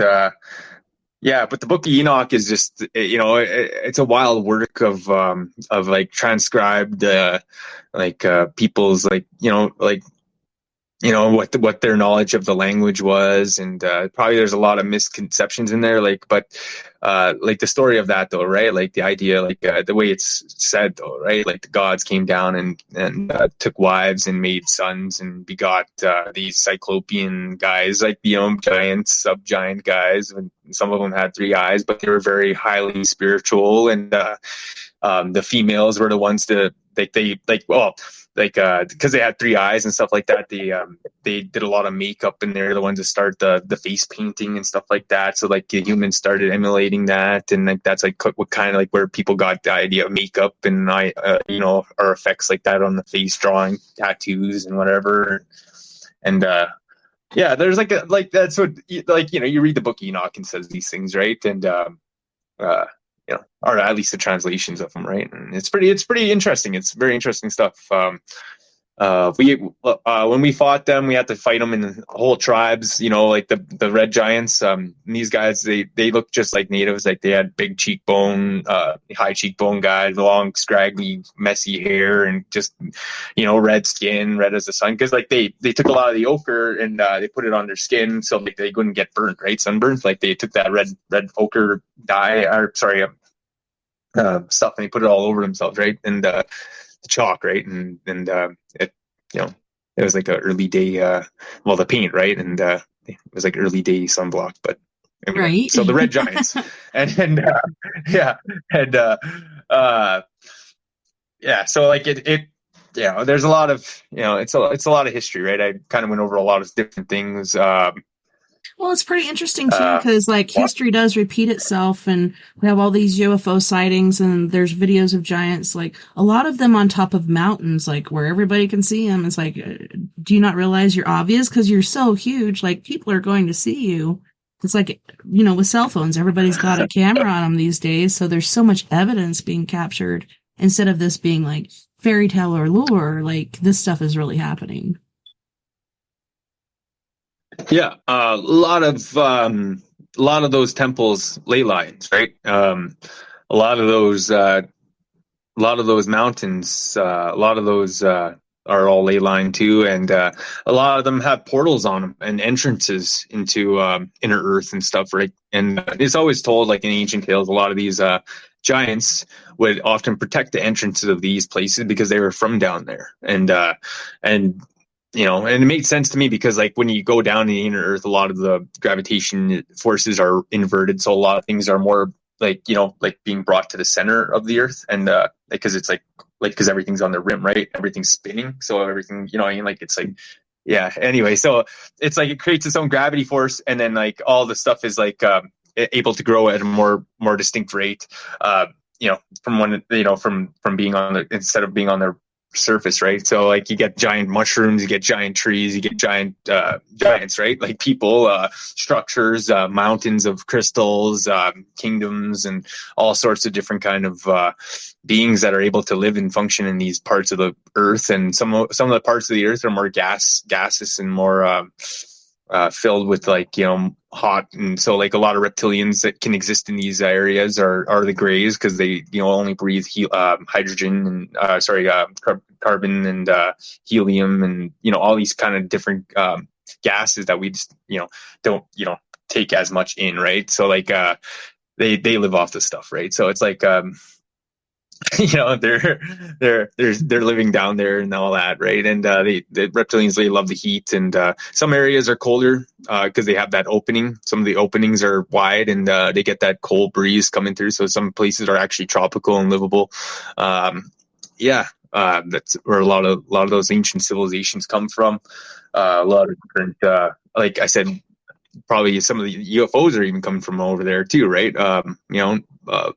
Some are interdimensional travelers that connect, through to the wormholes and dimensional travel, and these guys they come through, and they're just pretty much coming back. It's just easier to travel that way.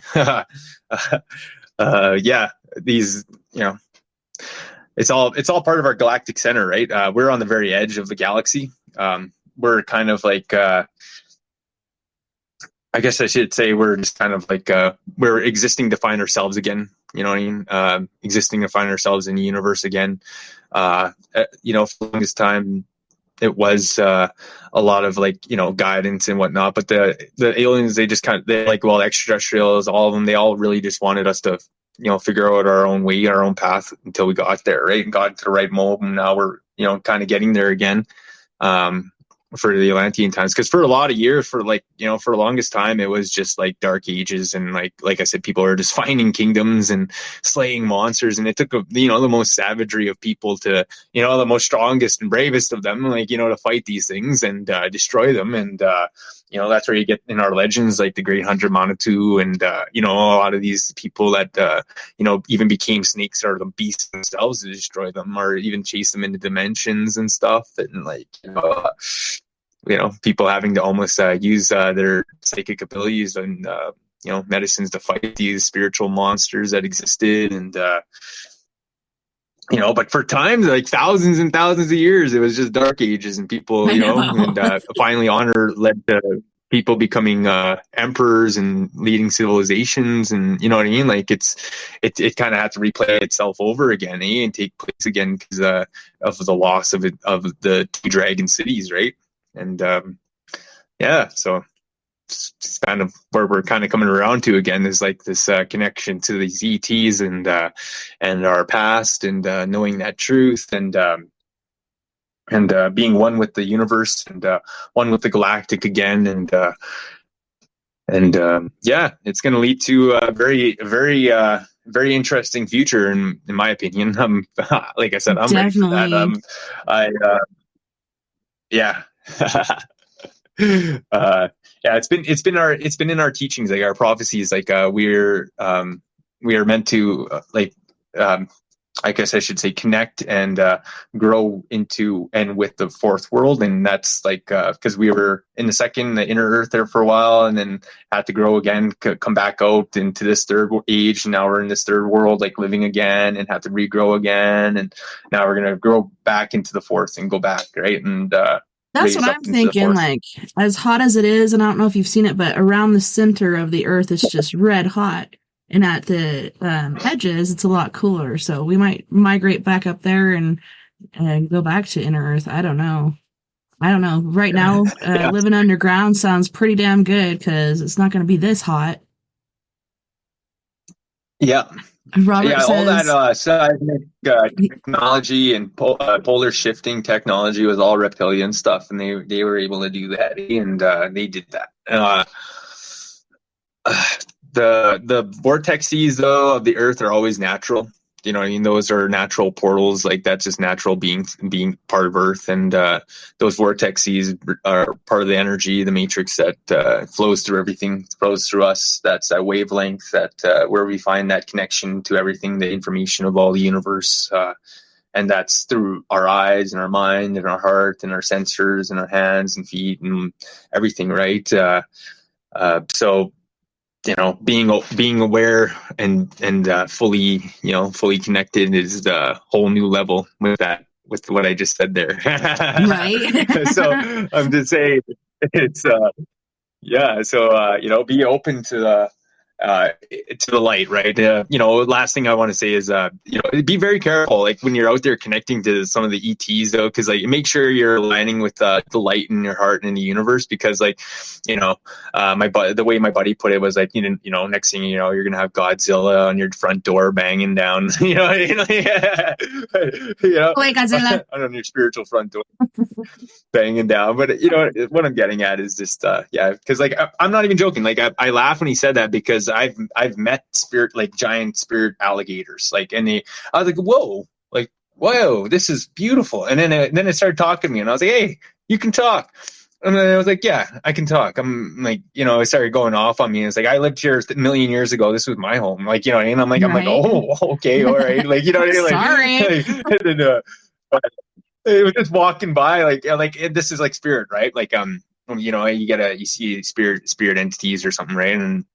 And yeah, he just explained to me about the ancient times and stuff, and you know, like, and it was very cool. Like I was like, yeah, and it was a big 40-foot tall, like giant alligator, and it was like, yeah, this place used to be a giant swamp, and you know, and all this stuff. Right, kind of telling me all about the different levels of the Earth and stuff like that, and the continents, and how there's more land and stuff, and back then, and before a lot of it got sunk, and yeah, it was very cool, very interesting stuff, and then yeah, but yeah, so like, you know, and they say, it's kind of funny, and they say like, you know, like back then you talk to animals and stuff, and like I didn't expect that until I realized that after it. I was like, oh wow, yeah, they do. Like, you know, like you connect in that spiritual level, and then sometimes they'll have some things to say, or they'll show you something cool or whatever, right? But you know, like I said, always aligning with that light though in your heart, and then you know, it's really getting the, you know, like knowing the difference, right? Like between it, because like I said, it's just I'm really caught off guard by most of it. So I'm like you know, and some of like when like something like that has something to say, I'm just kind of like, oh whoa, hey, you could talk. Or the one time when I was like outside of like Saturn, and I was just like chilling out, and or sorry, not outside of Saturn, outside of Jupiter, but I thought it was Mars. I didn't know the difference. I was like, oh, look at, I'm outside Mars, and then all of a sudden I started like gravitating to more inside of the storm, and then I realized I was getting towards the base there, and then all of a sudden this little being guy showed up, and he's like, hey, what are you doing here? How did you get here? And I was like, I don't know. I guess I'm here. Like, you know what I mean? Like, kind of like, I guess I'm here too. And I mean, he was like he talked real fast, and he's like, well, I guess, you know, like third dimensional shit, like, you know, they wouldn't be able to get through here. Frequencies, they would never get here. I guess you're meant to be here. Do you want to come inside? Do you want to check it out? And I'm like, sure. All right, let's check it out. But I was like, but wait, hold on. I don't know. I'll come back. I'll have to do it another time, I said, right? And then but it was just cool. Like I said, I didn't know that he would be able to talk to me. He was like he looked like a snail. Like he literally had like the head of a snail, like eyes, but he was green. He had a red robe. He was a small little dude, but he was real intelligent, like super intelligent. Very like he found me. Like I didn't think anybody saw me there in Saturn, or on Jupiter, right, in the storm. And then but later I did go inside that base though, and he was my guide. He led me around there. He showed me all these like little cool crafts. They even had like parts of the base was like built for like, and being like water people creatures, and like they had like ships that like pick them up and transport them around, and like almost like floating fish tanks, like stuff like that. And they'd go hang out in clubs, and like there was like all these like it was like giant places, like just structures, and like it was literally on Saturn or on Jupiter, and it was like It was like a big spaceport. There were like people dressed in like they had like military uniforms, but they were like light blue color, and they like had like they look like military personnel. Like there's others that had just gray suits, and they were like the kind of like maintenance crew of the whole I guess I should say space station. And but that guy, he wanted to show me the Arcturian libraries, and it was real cool when I walked in there. There was like 2 floors. And it was like these light blue like data cases, and there was like this energy, like it was like blue data code energy that flew from the bottom of the floor to the rooftop. And it was just like, I was like, what is that like stream? And then he's like, that's like the information from the data, like in the universe, when we collect these and scan things with our data, like information are like, it is gathering, like it was like a pad, right? They used, and when they gathered information with it, it was like just like how your cell phone does every day. It added to that information. You know what I mean? To the universe. And I was like, oh, so it picks up all of whatever you guys scan. And they're like, yeah. And you pretty much find anything, like any information here in this part of the universe, and what the Arcturians have anyway, right? And if you find more, you can always scan it. And all right. Well, what am I here for, right? Like, you know what I mean? And he brought me down, and he sat down, and he brought this like silver. It was like a crystal book, but it was like at first it was like I don't know. It was just sitting there. It looked like a flat. Some of them were flat silver, like crystal, like books, but this one was crystal, and it just lit up. And I was able to see like these like little rings of like the code, like light codes that go over me, just into me, like into my my I guess I should say data frequency, my code frequency, and upload. Yeah, and then. And that's really what it when I started getting more I should say more connections to like a lot of Pleiadian people, a lot of different kind of like Ermither, like a healing ship, and I was able to go on there and do all that kind of stuff and whatever, right? But these things are, like I said, the information's all there in the universe, and it's like for people like to make that connection and always align with the light, right? It's very important. Like all these things are out there. Like it's very, very incredible. A lot of the crafts and stuff that I see, like I said, I'm always blown away every time. Like when I think I've seen it all, there's always something more extravagant, more intense, more just mind just wow, just wowing, you're just like, ooh, I could look at that, It's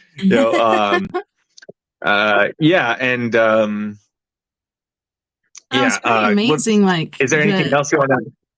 Oh, I was just thinking about, you were talking about that red UFO that was going into the houses that were left behind or abandoned or whatnot, and the closest UFO I've seen so far was a red one. It looked like it had liquid fire flowing through this, clear orb. That's what they said.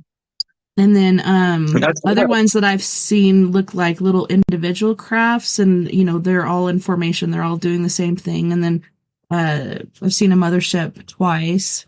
Mia saw the last one I saw. We saw together, so that was pretty awesome to just have someone there with you to witness it as well. Then you're not losing your mind or whatever. But it's pretty amazing.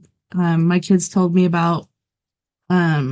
They thought it was a dream, and it was while I was doing overnight security, and so I'd call and say goodnight to the kids and stuff, and Lily starts telling me about this dream she had, and then as soon as she said, like, it was right back here in our backyard, and these aliens took them by the hand and were taking them onto the ship, and the ship started to raise up, and the door started to close, and Floyd jumped out, and so she jumped out after him, and she said, and then Floyd tripped, and he's like, he didn't trip, you tripped. And that's when I realized, like, it wasn't a dream. Like, they had this shared experience where they were trying to take them for who knows what. But I don't know. It's pretty interesting what you could see from your backyard. A lot of people don't realize it because, they're on their, tablets or phones or computers or watching TV or whatnot. I'm ready to get back out there with my camera. I finally found my camera and the long lens. Come to find out the lens doesn't work because it's for a film camera, not a digital. So I got to get a new lens. But I'm ready to get back out there and capture some more UFOs on camera. Yes, and pay the Lumerian temples a visit out there at the vortex seas. Yeah, I definitely want to go. And Johnny was saying when she comes to America, like that's one of the places on her hit list there is to go to Sedona. So that's gonna be awesome. I'm like, I want to go because I've always wanted to go there, but I always just drive by it because I'm going to Phoenix to visit family. But definitely want to hit that up someday. Wild. Yeah. No, I still got to go to. I want to go to the Illinois Little Egypt. There, they have some pyramids out there. Oh wow! I want to go check those out. Yeah, I didn't know the natives about built that. those ones. Yeah, go look. Type that in, Illinois Little Egypt, and it showed there's some pyramids out there. But yeah, there's all these sort of cool little areas that just kind of go unknown.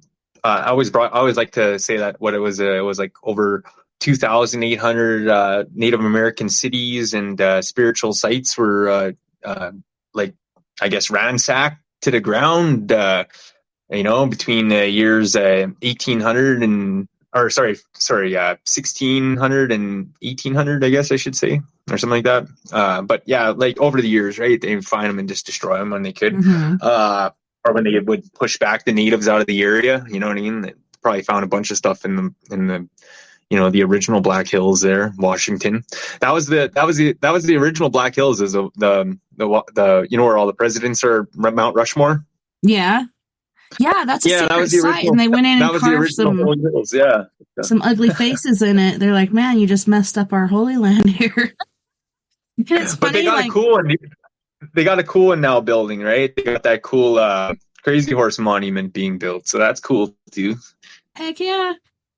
It's pretty funny how people think like they're saving something or preserving something, like behind the Sleeping Ute Mountain, which looks like it could be a giant just sleeping and waiting to wake up and destroy us one day. But this lady found some ruins, and instead of letting it be, she moved it to another area. It's like, what the hell is wrong with you? Like, you just messed it up. But it's amazing everything you can find out there. Yeah, I always believe that's what caused the Skinwalker Ranch, was somebody messed with some native protections there that were like blocking the dimensions from coming through, and then they destroyed them, and and then people forgot over time, and then somebody built a ranch on there, and stuff started happening, and now look at you now, right? Like, kind of deal. Yeah, we're going to be talking a little bit about Skinwalker Ranch next week with Stephen B. Bainey. We're going to be talking about different stuff than his book, so it's going to be pretty awesome. That's another place I want to go and check out, is Skinwalker Ranch, because not only are there skinwalkers and ghosts and stuff, but also UFOs and other dimensional stuff. It's pretty intriguing. Oh, but we do have to go to our next music break, but go ahead and say what you were saying. Oh, I was just going to say, when you get that kind of frequency energy, you're going to get all sorts of stuff happening. It's amazing. Somebody was filming just driving by, and there was a Native American girl wearing a white dress, and she had her head down. It kind of reminded you of like The Grudge or something. She's just standing there by a sagebrush bush. That's good. You got me going here. Now I got the creeps again. Making the hair stand up on your arm. All jumping around here. What the hell? Oh, you see it in the corner of my eye. Oh, yeah.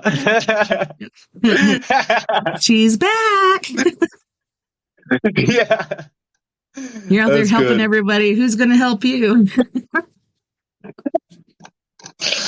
All right, so on this break we have Hosni Bronx from Jamaica and the Bronx in New York with Free Child and Strong Life, and then we also have King Cinnamon with Rosie. You guys don't go anywhere.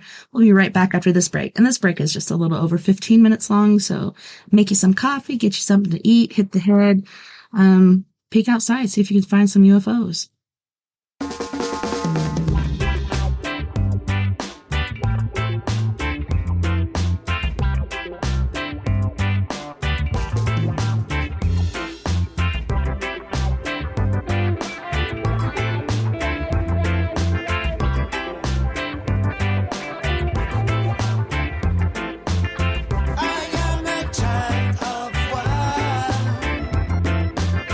Who decided this life?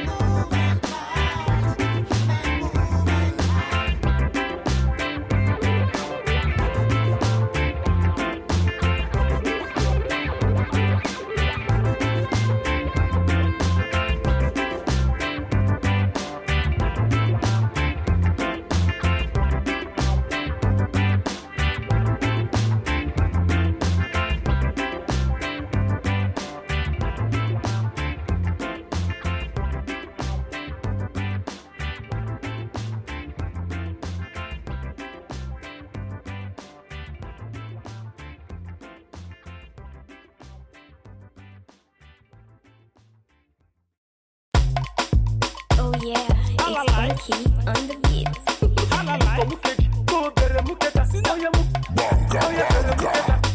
Suck my boobs, you got my body loose. Anytime you talk me, you got me confused. Suck my boobs, you got my body loose. Anytime you talk me, you got me confused. Cinnamon, cinnamon, do it softly. I said you wine your body, eat the sweetie, sweetie. Make it rock my body, I am feeling horny. Make it touch my body, I am feeling sweetie. Suck my boobs, you got my body loose. Anytime you talk me, you got me confused. Suck my boobs, you got my body loose. Anytime you talk me, you got me confused. All my men, they wear out. All my guys, they wear out. Imarama, Imarama, Rosie.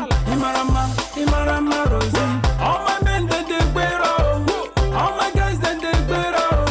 Imarama, Imarama, Rosie. Imarama, Imarama, Rosie. Muko mukeji, go bere muketa. Oya muko mukeji, oya bere muketa. Daddy mu ekon, omo ni pe mukeji. Daddy bere muketa, omo ni fún mi lẹ́yìn. Daddy fisi fisi, omo ni ẹjọ. Daddy saucy saucy, omo ni ẹjọ. Daddy kosi kosi, omo ni ẹjọ. Daddy turn him pussy, omo ni ẹjọ. Daddy and his baby, them dey for corner. Daddy begin the touch and the girl dey holla. Now daddy begin the open the shirt collar. Now something come out. Daddy begin the suck am. Daddy move ekon, omo ni pe mukeji. Daddy bere muketa, omo ni fún mi lẹ́yìn. Daddy fisi fisi, omo ni ẹjọ. Daddy saucy saucy, omo ni ẹjọ ẹjọ. All my men they gbero, all my guys they gbero.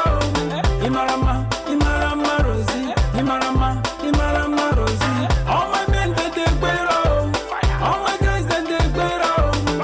Imarama, Imarama Rosie, Imarama, Imarama Rosie. Suck my boobs, you got my body loose. Anytime you talk me, you got me confused. Suck my boobs, you got my body loose.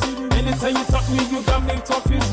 Cinnamon, cinnamon, do it softly. I said you wine your body, eat the sweetie, sweetie. Make it rock my body, I am feeling horny. Make it touch my body, I am feeling sweetie. Suck my boobs, you got my body loose. Anytime you talk me, you got me confused.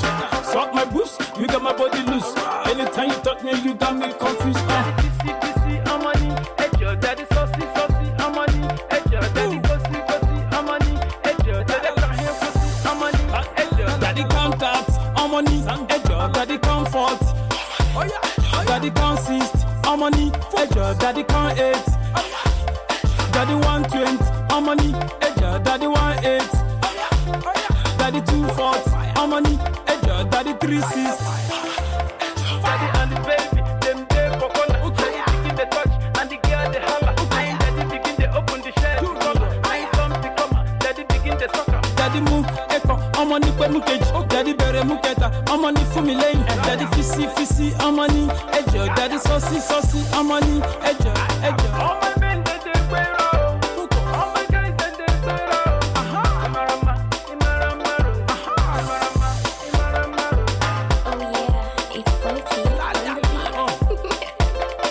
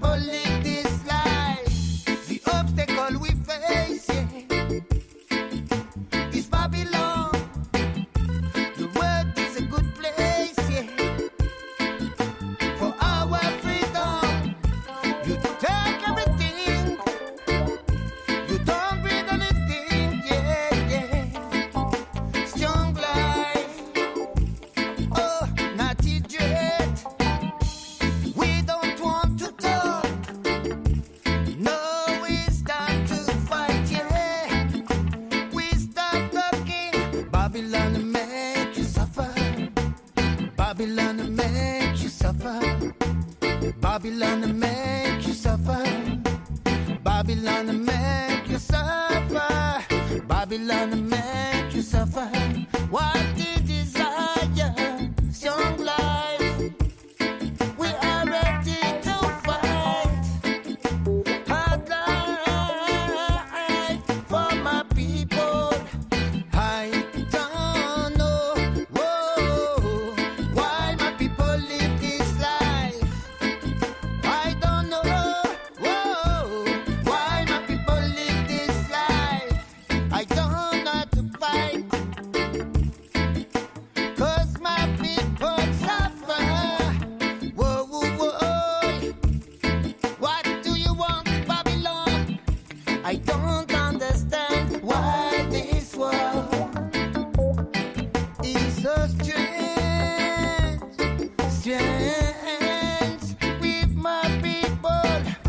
I don't know how to fight, but if we are together, it will work. It will work. Babylon no have no heart. Babylon no have no heart.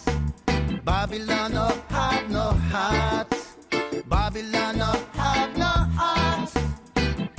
My people, you have to survive. Yeah, you must rebuild you and make your own way. You must not give up. The beginning of the revolt will start. We need to follow our true destiny. Whoa, whoa, whoa. Yeah, yeah, yeah, yeah. I don't know why my people live this life. I don't know why my people live this life. The obstacle we face, yeah, is Babylon. The world is a good place, yeah, for our freedom. You take everything, you don't bring anything, yeah, yeah. Young life, all anti-dread. We must believe in a magical, powerful force that unite us, and not just these people stay speechless again. We don't want to talk, no, it's time to fight, yeah. We start talking. Babylon make you suffer. Babylon make you suffer. Babylon make you suffer. Babylon make you suffer. Babylon make you suffer. What the desire, young life. We are ready to fight.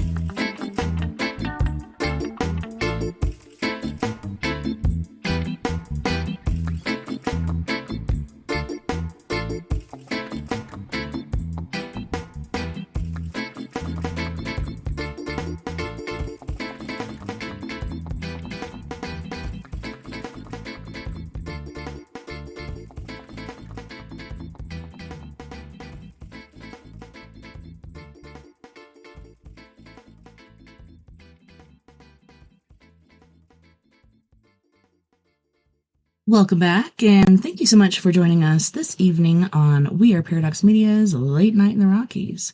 That was Hosni Bronx and King Cinnamon there on the break. For those of you asking, we had someone in the chat over here asking about that. A morning star. Travis, are you with us? Covering a lot of bases, and some people find a lot of what we're talking about quite unbelievable, but I don't know. I believe in the astral and the different planes and all this stuff going on. Oh yeah. It was Warner Braun Heisenberg and Mac Born and Rascal Jordan in 1926 who came up with the matrix mechanics, and that also fueled the whole wave function with I can't remember his name now. Starts with an E, but another smart individual out there who contributed to the whole reality of the interconnectedness of I guess I should say to everything, like the whole everything, the supporting setting, the substance of us, like the universe. You know what I mean? Like it's the connection, the astral realms, the next level, the inner life. Like it's all connected, right? So that's what I mean when I say that. Like all information, all forms of energy is available at all times at every given state, right? Like at any given time. It's kind of wild. They did test studies like for testing individuals like in sealed rooms and seeing if they could still telecommunicate telepathically, and they were able to. So shielding or structures and stuff like that do not hold astral bodies or essence, or what I mean. So like these people are able to move and do these things and see these things like inner earth and other dimensions and realities and through our own being. And it's a matter of focusing and having our I should say our intention and our connection, our energies all aligned together, and to feel that energy through, right, and to make that connection, and so we can see that and get that inner guidance insight.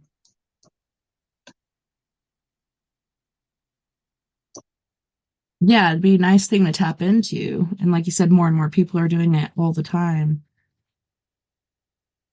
Yeah. And, meditation's great. Like they always talk about aligning the lights within you, your 7 lights, the chakra lights and stuff like that. There's that the Eastern belief there of the 7 chakras and whatnot, right? But it's that spiritual alignment of the lights within you, and we always believed it too. It was in representation of the Big Dipper, the 7 stars it takes to make up that.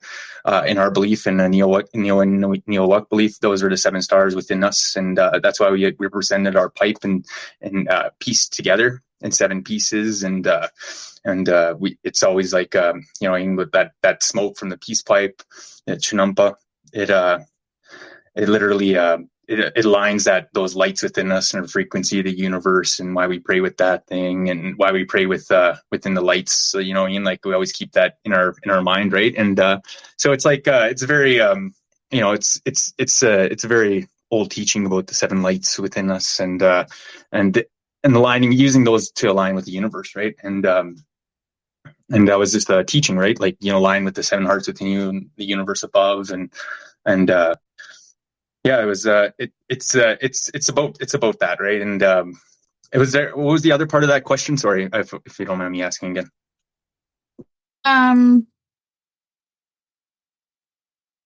Just how everything's lining up, different dimensions, all this other stuff coming through these days, how everything is so much closer than it used to be, it seems.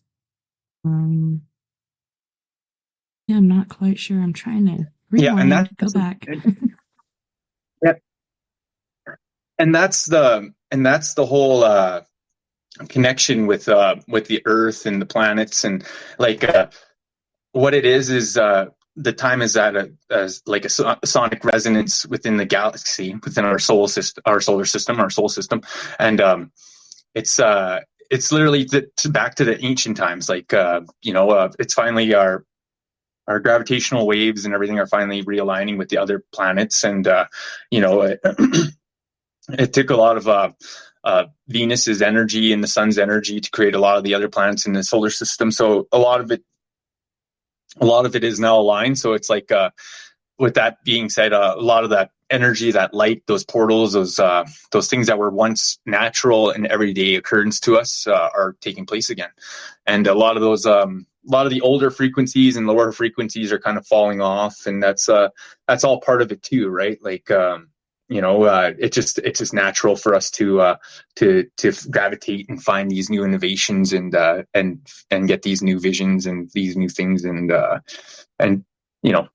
realigning with truth again, right, within us, and realigning with all the information of the universal galactic, right? And and how that benefits us, right? Like, this is where people will get like I was saying before, I mentioned that people will get visions and messages. Some people will get like, innovations, inventions, things will people will get like, they'll be led down paths like of knowledge and information that will reveal new truths that will eventually, help enlighten the rest of the folks around the world, right? And we all grow together, and eventually, it's we see the light, right? Eventually, like it's happening here, like in these small little increments, and allowing that truth into our world is a whole nother step, right? Like for people, it is kind of hard to break out of the matrix, and a lot of the things I did say were a bit revealing, and it's a little hard for people to grasp that, but there are real studies, and it is a real phenomenon. Astral and remote viewing meditation and all that. It's a real phenomenon, and it's been, like I said, being studied for at least the last 60, 70 years now. But in Native spirituality, this was in Niuwak. This is this in our beliefs. It was this was always a common occurrence, like seeing into the next level of spirituality and walking these paths and dealing with these dimensionals, and to meeting the extraterrestrials, the Akakosaka Samana, the Akakosaka Siki, the space, I should say the star beings, the star spirits, the star nations, all that, right? All of them coming down, and like this was always a natural occurrence to us. A lot of them came down and spoke to our people in different ways.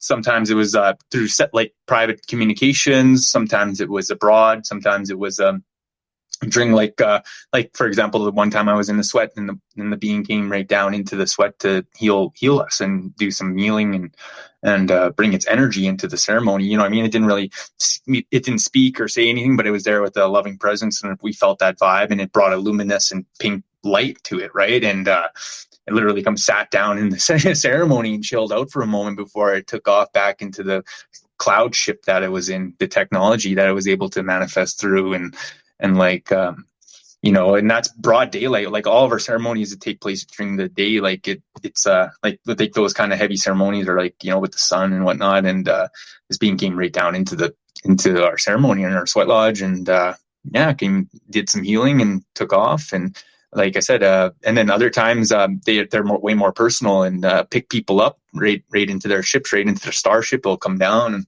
they'll pick them up and bring them around. Like the one medicine man that shared with me his story about where they brought him around to show him the beings, or not the beings, but the people of Earth who were struggling with addictions and stuff across Canada, right? And they couldn't understand, like, why are these people sick like this? They didn't understand, like, what's going on with them. And then he had to explain to them what man-made drugs are and what those are doing to the people. And then they upgraded his healing capabilities, his energy to help people beat the drug addictions and stuff like that. And he did that till his very end, like his dying days. But what's crazy about that medicine man was he grew up in the mines, worked in the mines, and he used to be a singer, and he was drunk, and then one day a rock fell down, and it fell on him, and it actually killed his brother, but it broke his leg, and he wasn't able to walk. Shnikes. And he went and did ceremonies for healing. Yeah, he went to a bunch of ceremonies, and like after a while, like he wanted to walk again, right? Continue his life. So, but when he did the ceremonies, he got a different path from Creator, and Creator said you have to become a healer, and you have to walk this path of the medicine world and heal people around the land, and I'll give you your ability to walk again, kind of deal, right? And so as long as you heal others, right? And so he had to live that life, and that's what he did. He wasn't allowed to live in a house. That was another thing. He couldn't live in a house. Like he actually had to live like in a tent and like travel around the lands and stuff. Like that's like it was like an honest, like he lived like that. Like he couldn't own a house or anything, like, but he was able to walk to the very end. Like he never needed a wheelchair or anything, but he was granted the ability to walk again and heal people and stuff. So it was real wild. Like he had a lot of stories, and he was a very interesting dude, and he taught me a lot of like how to build what do you call it? like spiritual barriers, protections, and he taught me a lot about the star nations and people and whatever. Well, he told me a lot about like the beings and how they came down and stuff, and like how they interacted and dressed. And he said he told me about their abilities with the healing and stuff and whatnot. And then as I got older and I had my own experiences, and then I started to see the revelations of it all myself, like the suits and like how they shine, and when the ships turn on, and how they're connected to them spiritually and psychically, and how they use the little I guess they're like little geometric shapes to move the craft and stuff. They just hold it in their hand, and psychically, they can move it whatever way they want, up, down, whatever, flying around, even in the waters and through mountains and stuff. And yeah, and then even the like their technology, like the craft themselves, the metals are made with crystals and rubies and like all these like different kind of like different like mixed with metal, so it's like clear metal when it turns on, and like it can like and the vibration frequency is like it's like it's not only anti-gravitic, it's like also antimatter, so it can like go right into like mountains, and like they can actually harvest crystals right from them whenever they want, or they can even go into the sun, and all these like real awesome things. Like it's like it's a whole nother level with that, right? And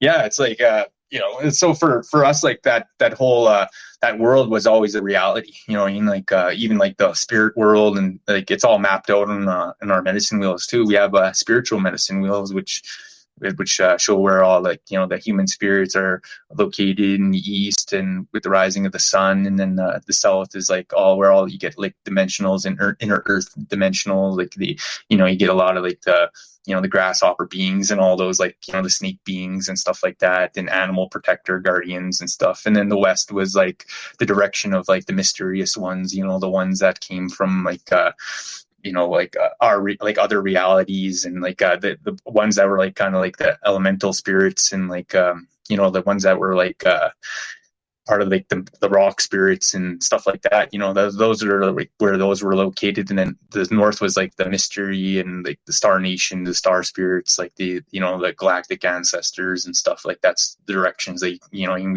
we had them all mapped out, like the dimensionals, right? And all these depictions, like even like you go down to like down south in Alberta, and you see down there, and writing on the rocks, it's called, and you can literally see the shield guys. We like us Crees, we carved out all of our enemies on those rocks, and you can literally see on different shields like the different designs for the different tribes. But also next to those shield guys, you see elongated dudes with horns. And you know what I mean? Like these are other beings, that we fought against. These guys are different, right? Like different kind of creatures and stuff that we have depicted on there as well, like not just shield guys.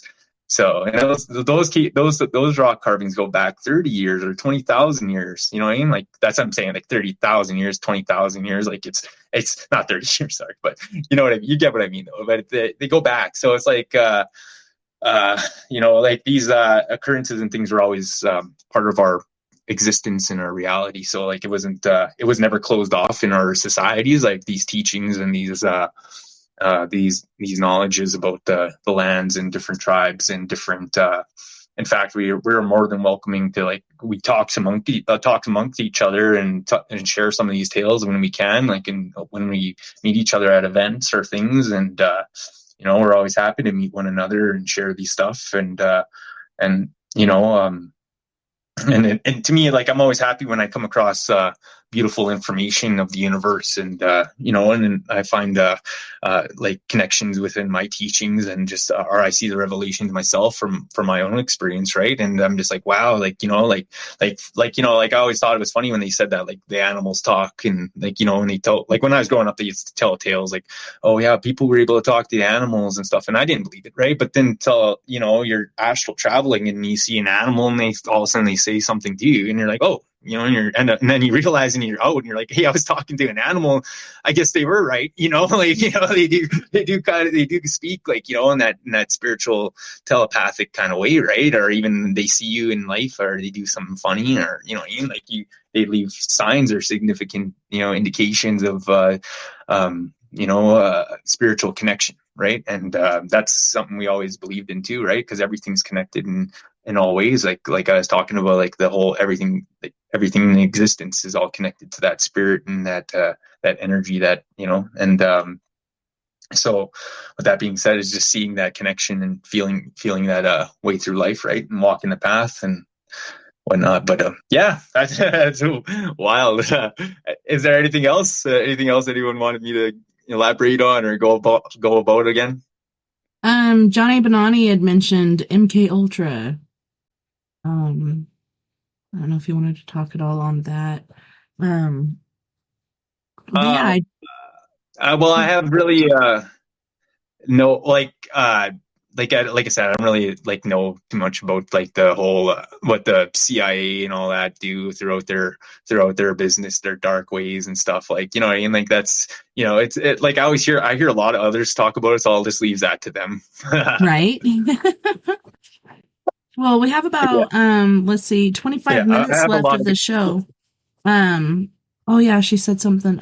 Yes, the Seven Swords.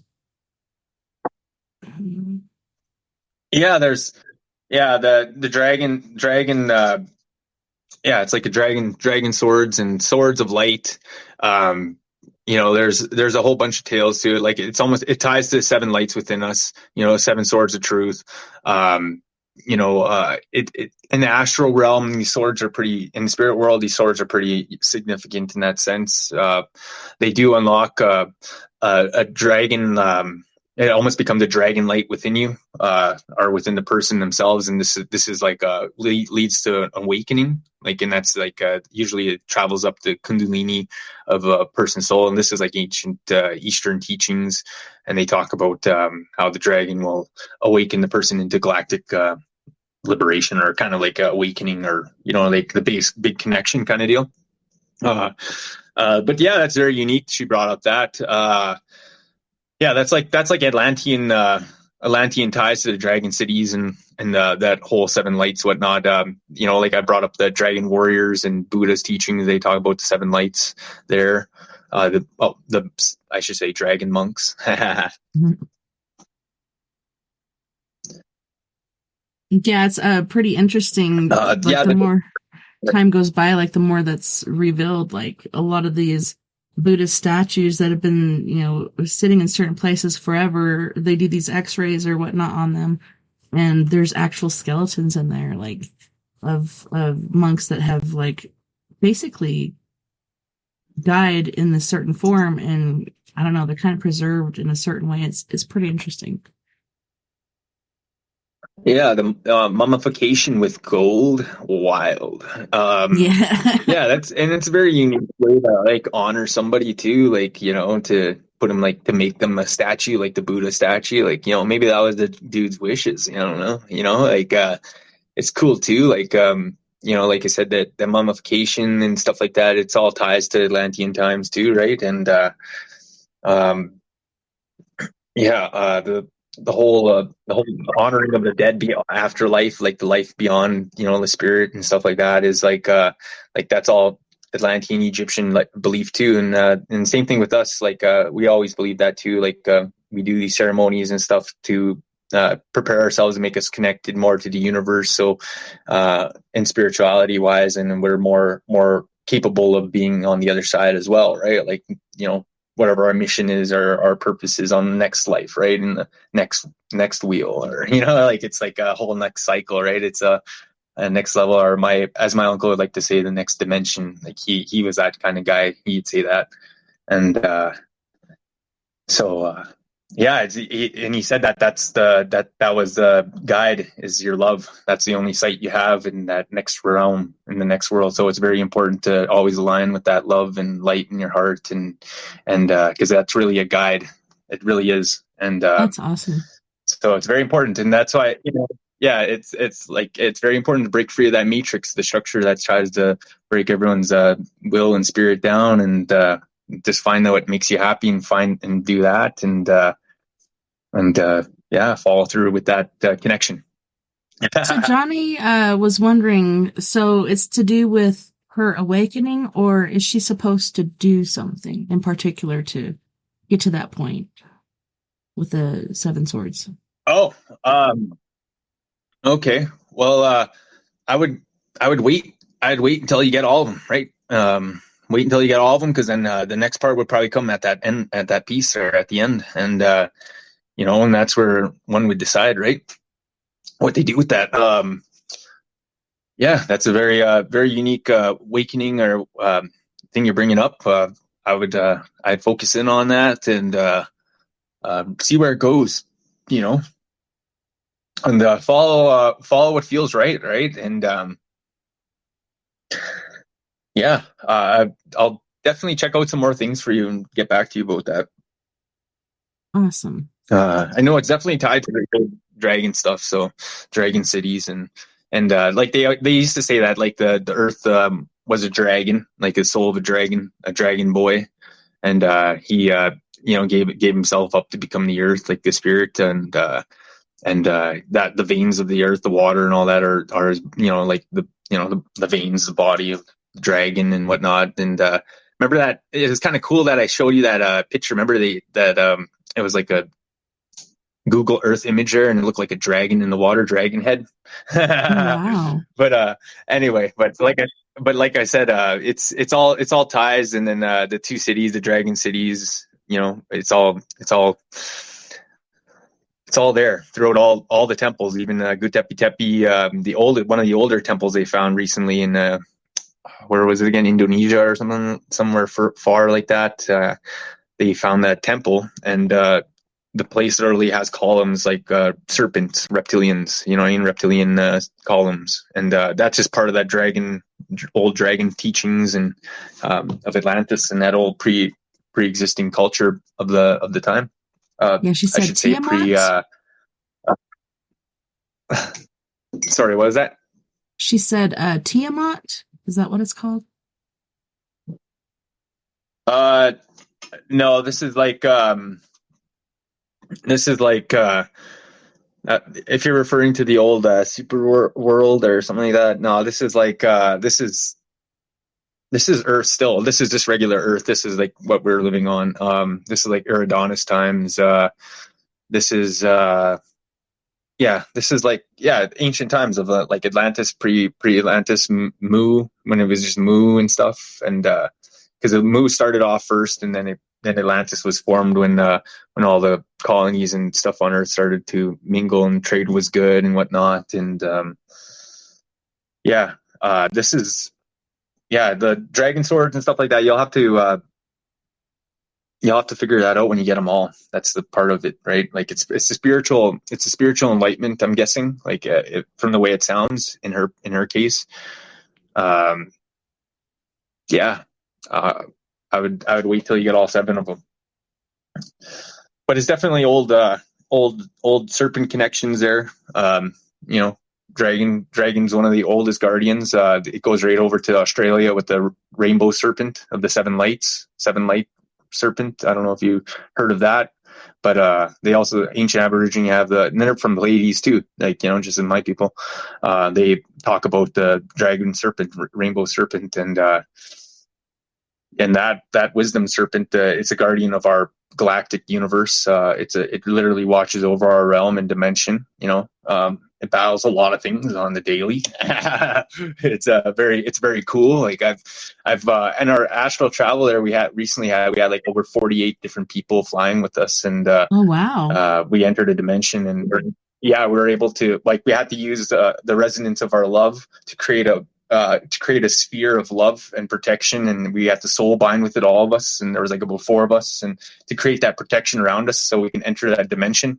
And we went in there. At first it was just this cold, like ice dimension that was just like it was like a cold ice dimension with mountains, and there was this like it was like almost like an energy cord that was just like connecting the two, like this dimension to this part of our universe that was just iced over and cold and whatnot. And we ended up going there. So we had a team that went out and wrecked the cord. There was these 4 mirrors that were creating illusions to protect the evils from us. So they would create illusions for us to fight with and stuff like that. So we had another team that destroyed the 4 mirrors. Then there was a root system that was connecting from that part of our dimension into all of us in this dimension. So we had to destroy this root system. So we had another team on that one. And I touched down on the ground to like take on all the dark robe reptilian spirits and all the AI spirits. And I was just running through them all with electricity and using different weapons and swords and stuff like that. So these are astral weapons, right? That this Johnny's talking about as well. I've seen other people using swords as well, and like other warriors too. And anyway, as I was saying, they ended up bringing us, like sending a dragon, a blue ice dragon on me, and it tried to like send the energy blast at me, like, and I was able to capture it, encapsulate it, and the way our spiritual armor or protection worked was like when something would fly at us, it would take like a million it would take like a million years to hit us. So it was like slowly coming at us. So we were able to deal with things like spiritually and create like spiritual blocks and like almost like dimensional bubbles and like sending them back. Like that's what I did. I sent the blast back at the dragon and it blew the head off. And I just felt the energy inside of me, and that's when I felt the light of the dragon, and I just started I just felt the energy just like flying up, and then it was like I seen the dragon coming by. That's what it was. It was like the big rainbow serpent came to help us, and it started like melting. Like when it came around, its presence literally started melting the ice around in that part of our frozen dimension, and literally the trees they grew, like they weren't growing, they were already grew, but they unthawed, and the lights of the leaves of the trees were glowing all magnificent colors, and like the grass was gold, and like everything looked all beautiful, and we restored it. And then we ended up like doing a big prayer to block that part of our dimension off from all the evils, and like we all did a big group prayer, and like I even called upon a big beaver spirit to come and make a big a beaver dam to block off the evils from entering our dimension like that. And but yeah, like in that place, like we had, and then because we did that, after that, a lot of the codes and like the frequencies and everything, all the sonic resonances started going whoa, like a shamanic resonance, and everybody started getting all these DNA codes and like back, because that part of our Atlantean history and everything was blocked off in that dimension. So like when everything was fragmented and all the whole dimensional like escape of reality, the matrix, right? So when we did that, we brought back those fragments and those data codes. So a lot of people are going to be getting a lot of that memory back, and a lot of those, those ancient teachings and a lot of those ancient frequencies and sonic resonance with the planet, right? And that unity of the galactic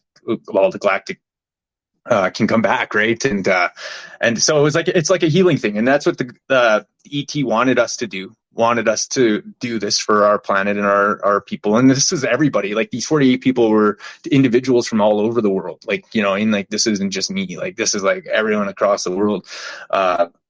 Yeah,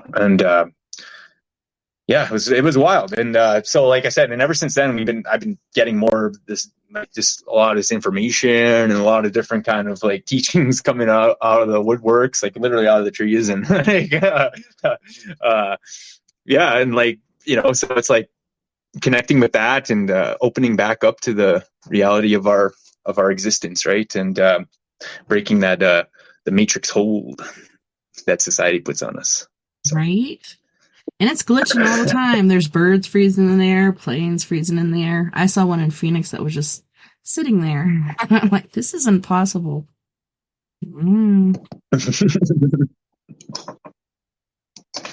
Yeah, definitely. It has its little hiccups, right? And just like little things, like just all of a sudden just weirdly change, and we just take those occurrences and try to investigate into them, right? Like, and what's happening, and in the grid and whatnot, and figuring out what's on the other side, like of some of these spiritual things.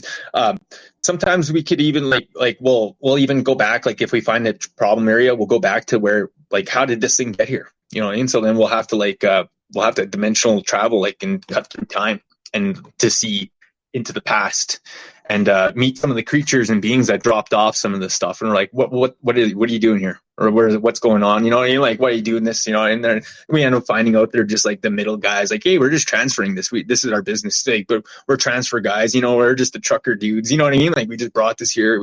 Like, terrified, and then then it always comes down to like, dark forces using some of the, people just to move things over here, get things over here and whatnot, right? Like when I say dark force, I mean like dark entities and, of the galaxy and dimensions, right?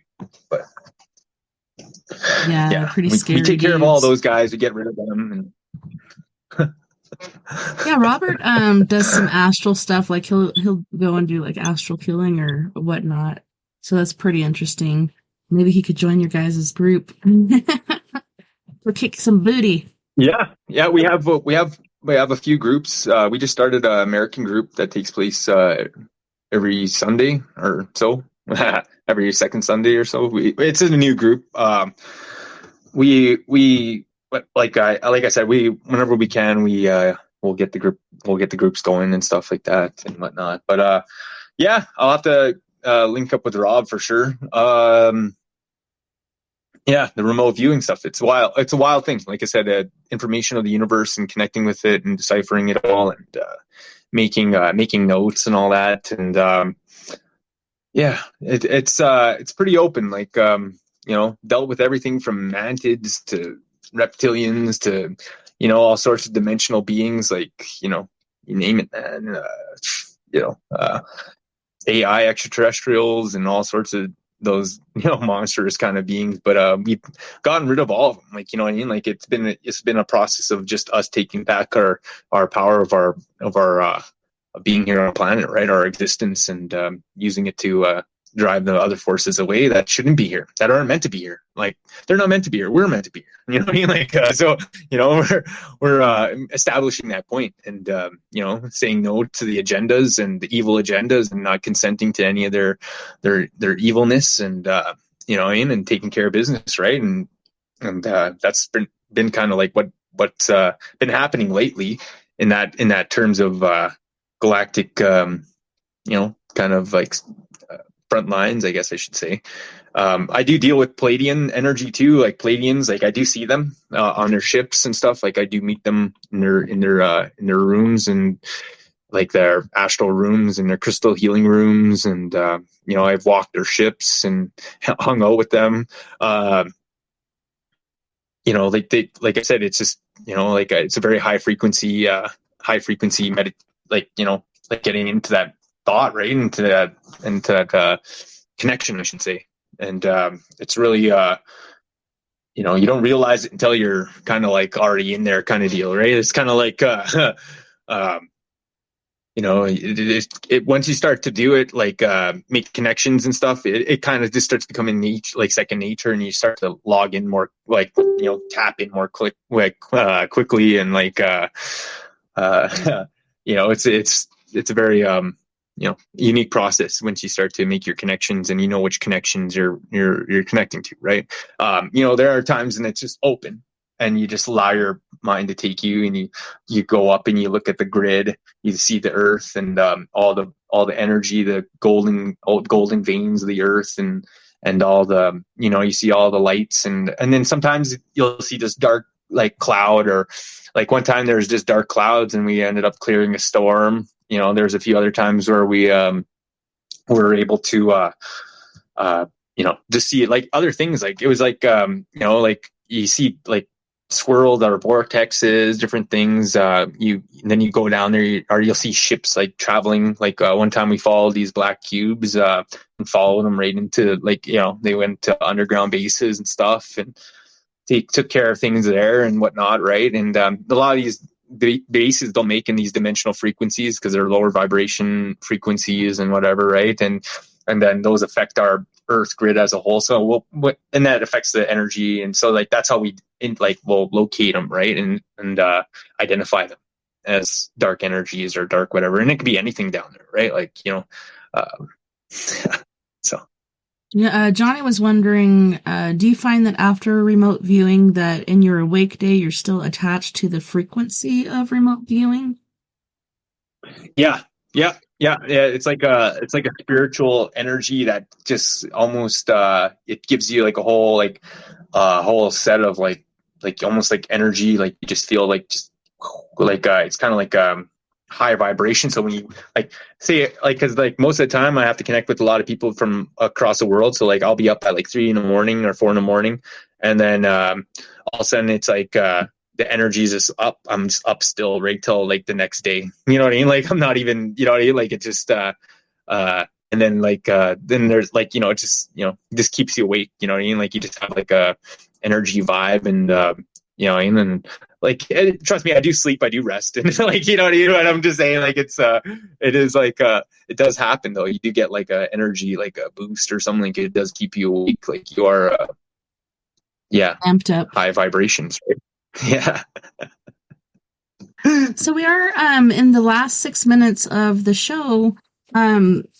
So I wanted to give you a chance for to share with our listeners and our viewers your books, where to find them, and also I know you're selling your art not just on canvas but on T-shirts and stuff as well. So can you share that with our friends? Oh, there's one. Yeah, I got some T-shirts and cups available. You know, just get a hold of me, and I sell them for reasonable prices. You know, no one else has these shirts out there, so it's like, you know, you're gonna get something unique, you know, right? I designed the shirts, you know, just for out of like, you know, people really enjoyed my books. Like a couple of the Fort Sunder shirts are part of the book Fort Sunder, which is on royalroad.com under my name, Radiant Summer Moon. I have 17 books out there, all of which are just wild, you know, I guess I should say works of just, you know, creativity and wildness. What can I say? What else? Yeah, I'm also doing, I do a lot of music, Planetary Wisdom. It's on YouTube as well, under that name. Also, I do, what else do I do here? I do my paintings. I sell my paintings online as well too. Get a hold of me. And oh yeah, my card readings. I do tarot card guidance readings for the awakened. You know, I do weekly. You can follow me there under the name Blue Lightning Cards. I do weekly readings on YouTube. You can also, if you want private readings, you can get a hold of me as well on Facebook, or email me at astraltravelworkreadings@gmail.com. Awesome. Thank you so much, Tessa, for allowing me to do your shows. I'm going to send your painting, by the way, tomorrow, Monday. I'm just waiting for the post office to open, and hopefully I got my mail in, and I'll send off your mail. And yes, so much changes. I know when you said that, I was like, awesome, super stoked. Can't wait till it shows up. Yes. You'll have to do a package opening on the air or something. Look what Travis sent me. Yeah. You'll put it somewhere there in the background amongst all the other wildness going on. I will have to find a spot. I know there's one around here somewhere. Thank you for allowing me to come on the show and just rant on, like, you know what I mean? Like, you know, it was, I've been meaning to do another show or a radio show like this, and it was a pleasure being here, and it's always a blast doing your shows. And so thank you for having me. I'm super stoked that you were on. We covered so many bases, and I feel like, damn, I wish we had like another, you know, hour or whatever, because there's so much stuff to cover. But, well, you know, we'll just have to do it again another time. And we also have the forum coming up, so. Right. Yeah, exactly. Thanks again so much, Travis, for being our guest tonight on We Are Paradox Media's Late Night in the Rockies. It's been epic. And yeah, those of you out there listening, make sure you look up his art, his books, his shirts. Like, there's all kinds of goodness out there. Yes, thanks so much again, Travis, for being here. See you guys later. Selling that going on. Thank you to all of our friends on Weird Paradox Media's Facebook, KPNL Radio, Twitter, Spreaker, iHeartRadio, YouTube, and wherever else beyond the Omniverse you've been listening tonight. It's a pleasure having you. I'm glad you were able to listen into what Travis had to say. There's so much awesomeness going on out there. It's a scary time, but like you said, love and light. We all got to stick together and lift each other up out of this crazy world we're in. Don't forget, we're all in this together. Together we can make the world a little better. And together, my friends, we are Paradox Media, because without you, there is no us. Night night, love and light. Take care of my news, take care of each other, and we'll see you back here next weekend. Same crazy time, same crazy place. Saturday, we got story time. I might do something a little different. Just depends on how the week goes. And then we have Stephen B. Ubaney on Sunday, and we're going to be talking about his friendship with Lisa Marie Presley, how he believes that she was murdered, as well as Skinwalker Ranch and all kinds of fun stuff. Bye, Travis! Peace out. Later. Peace out. Bye, everybody.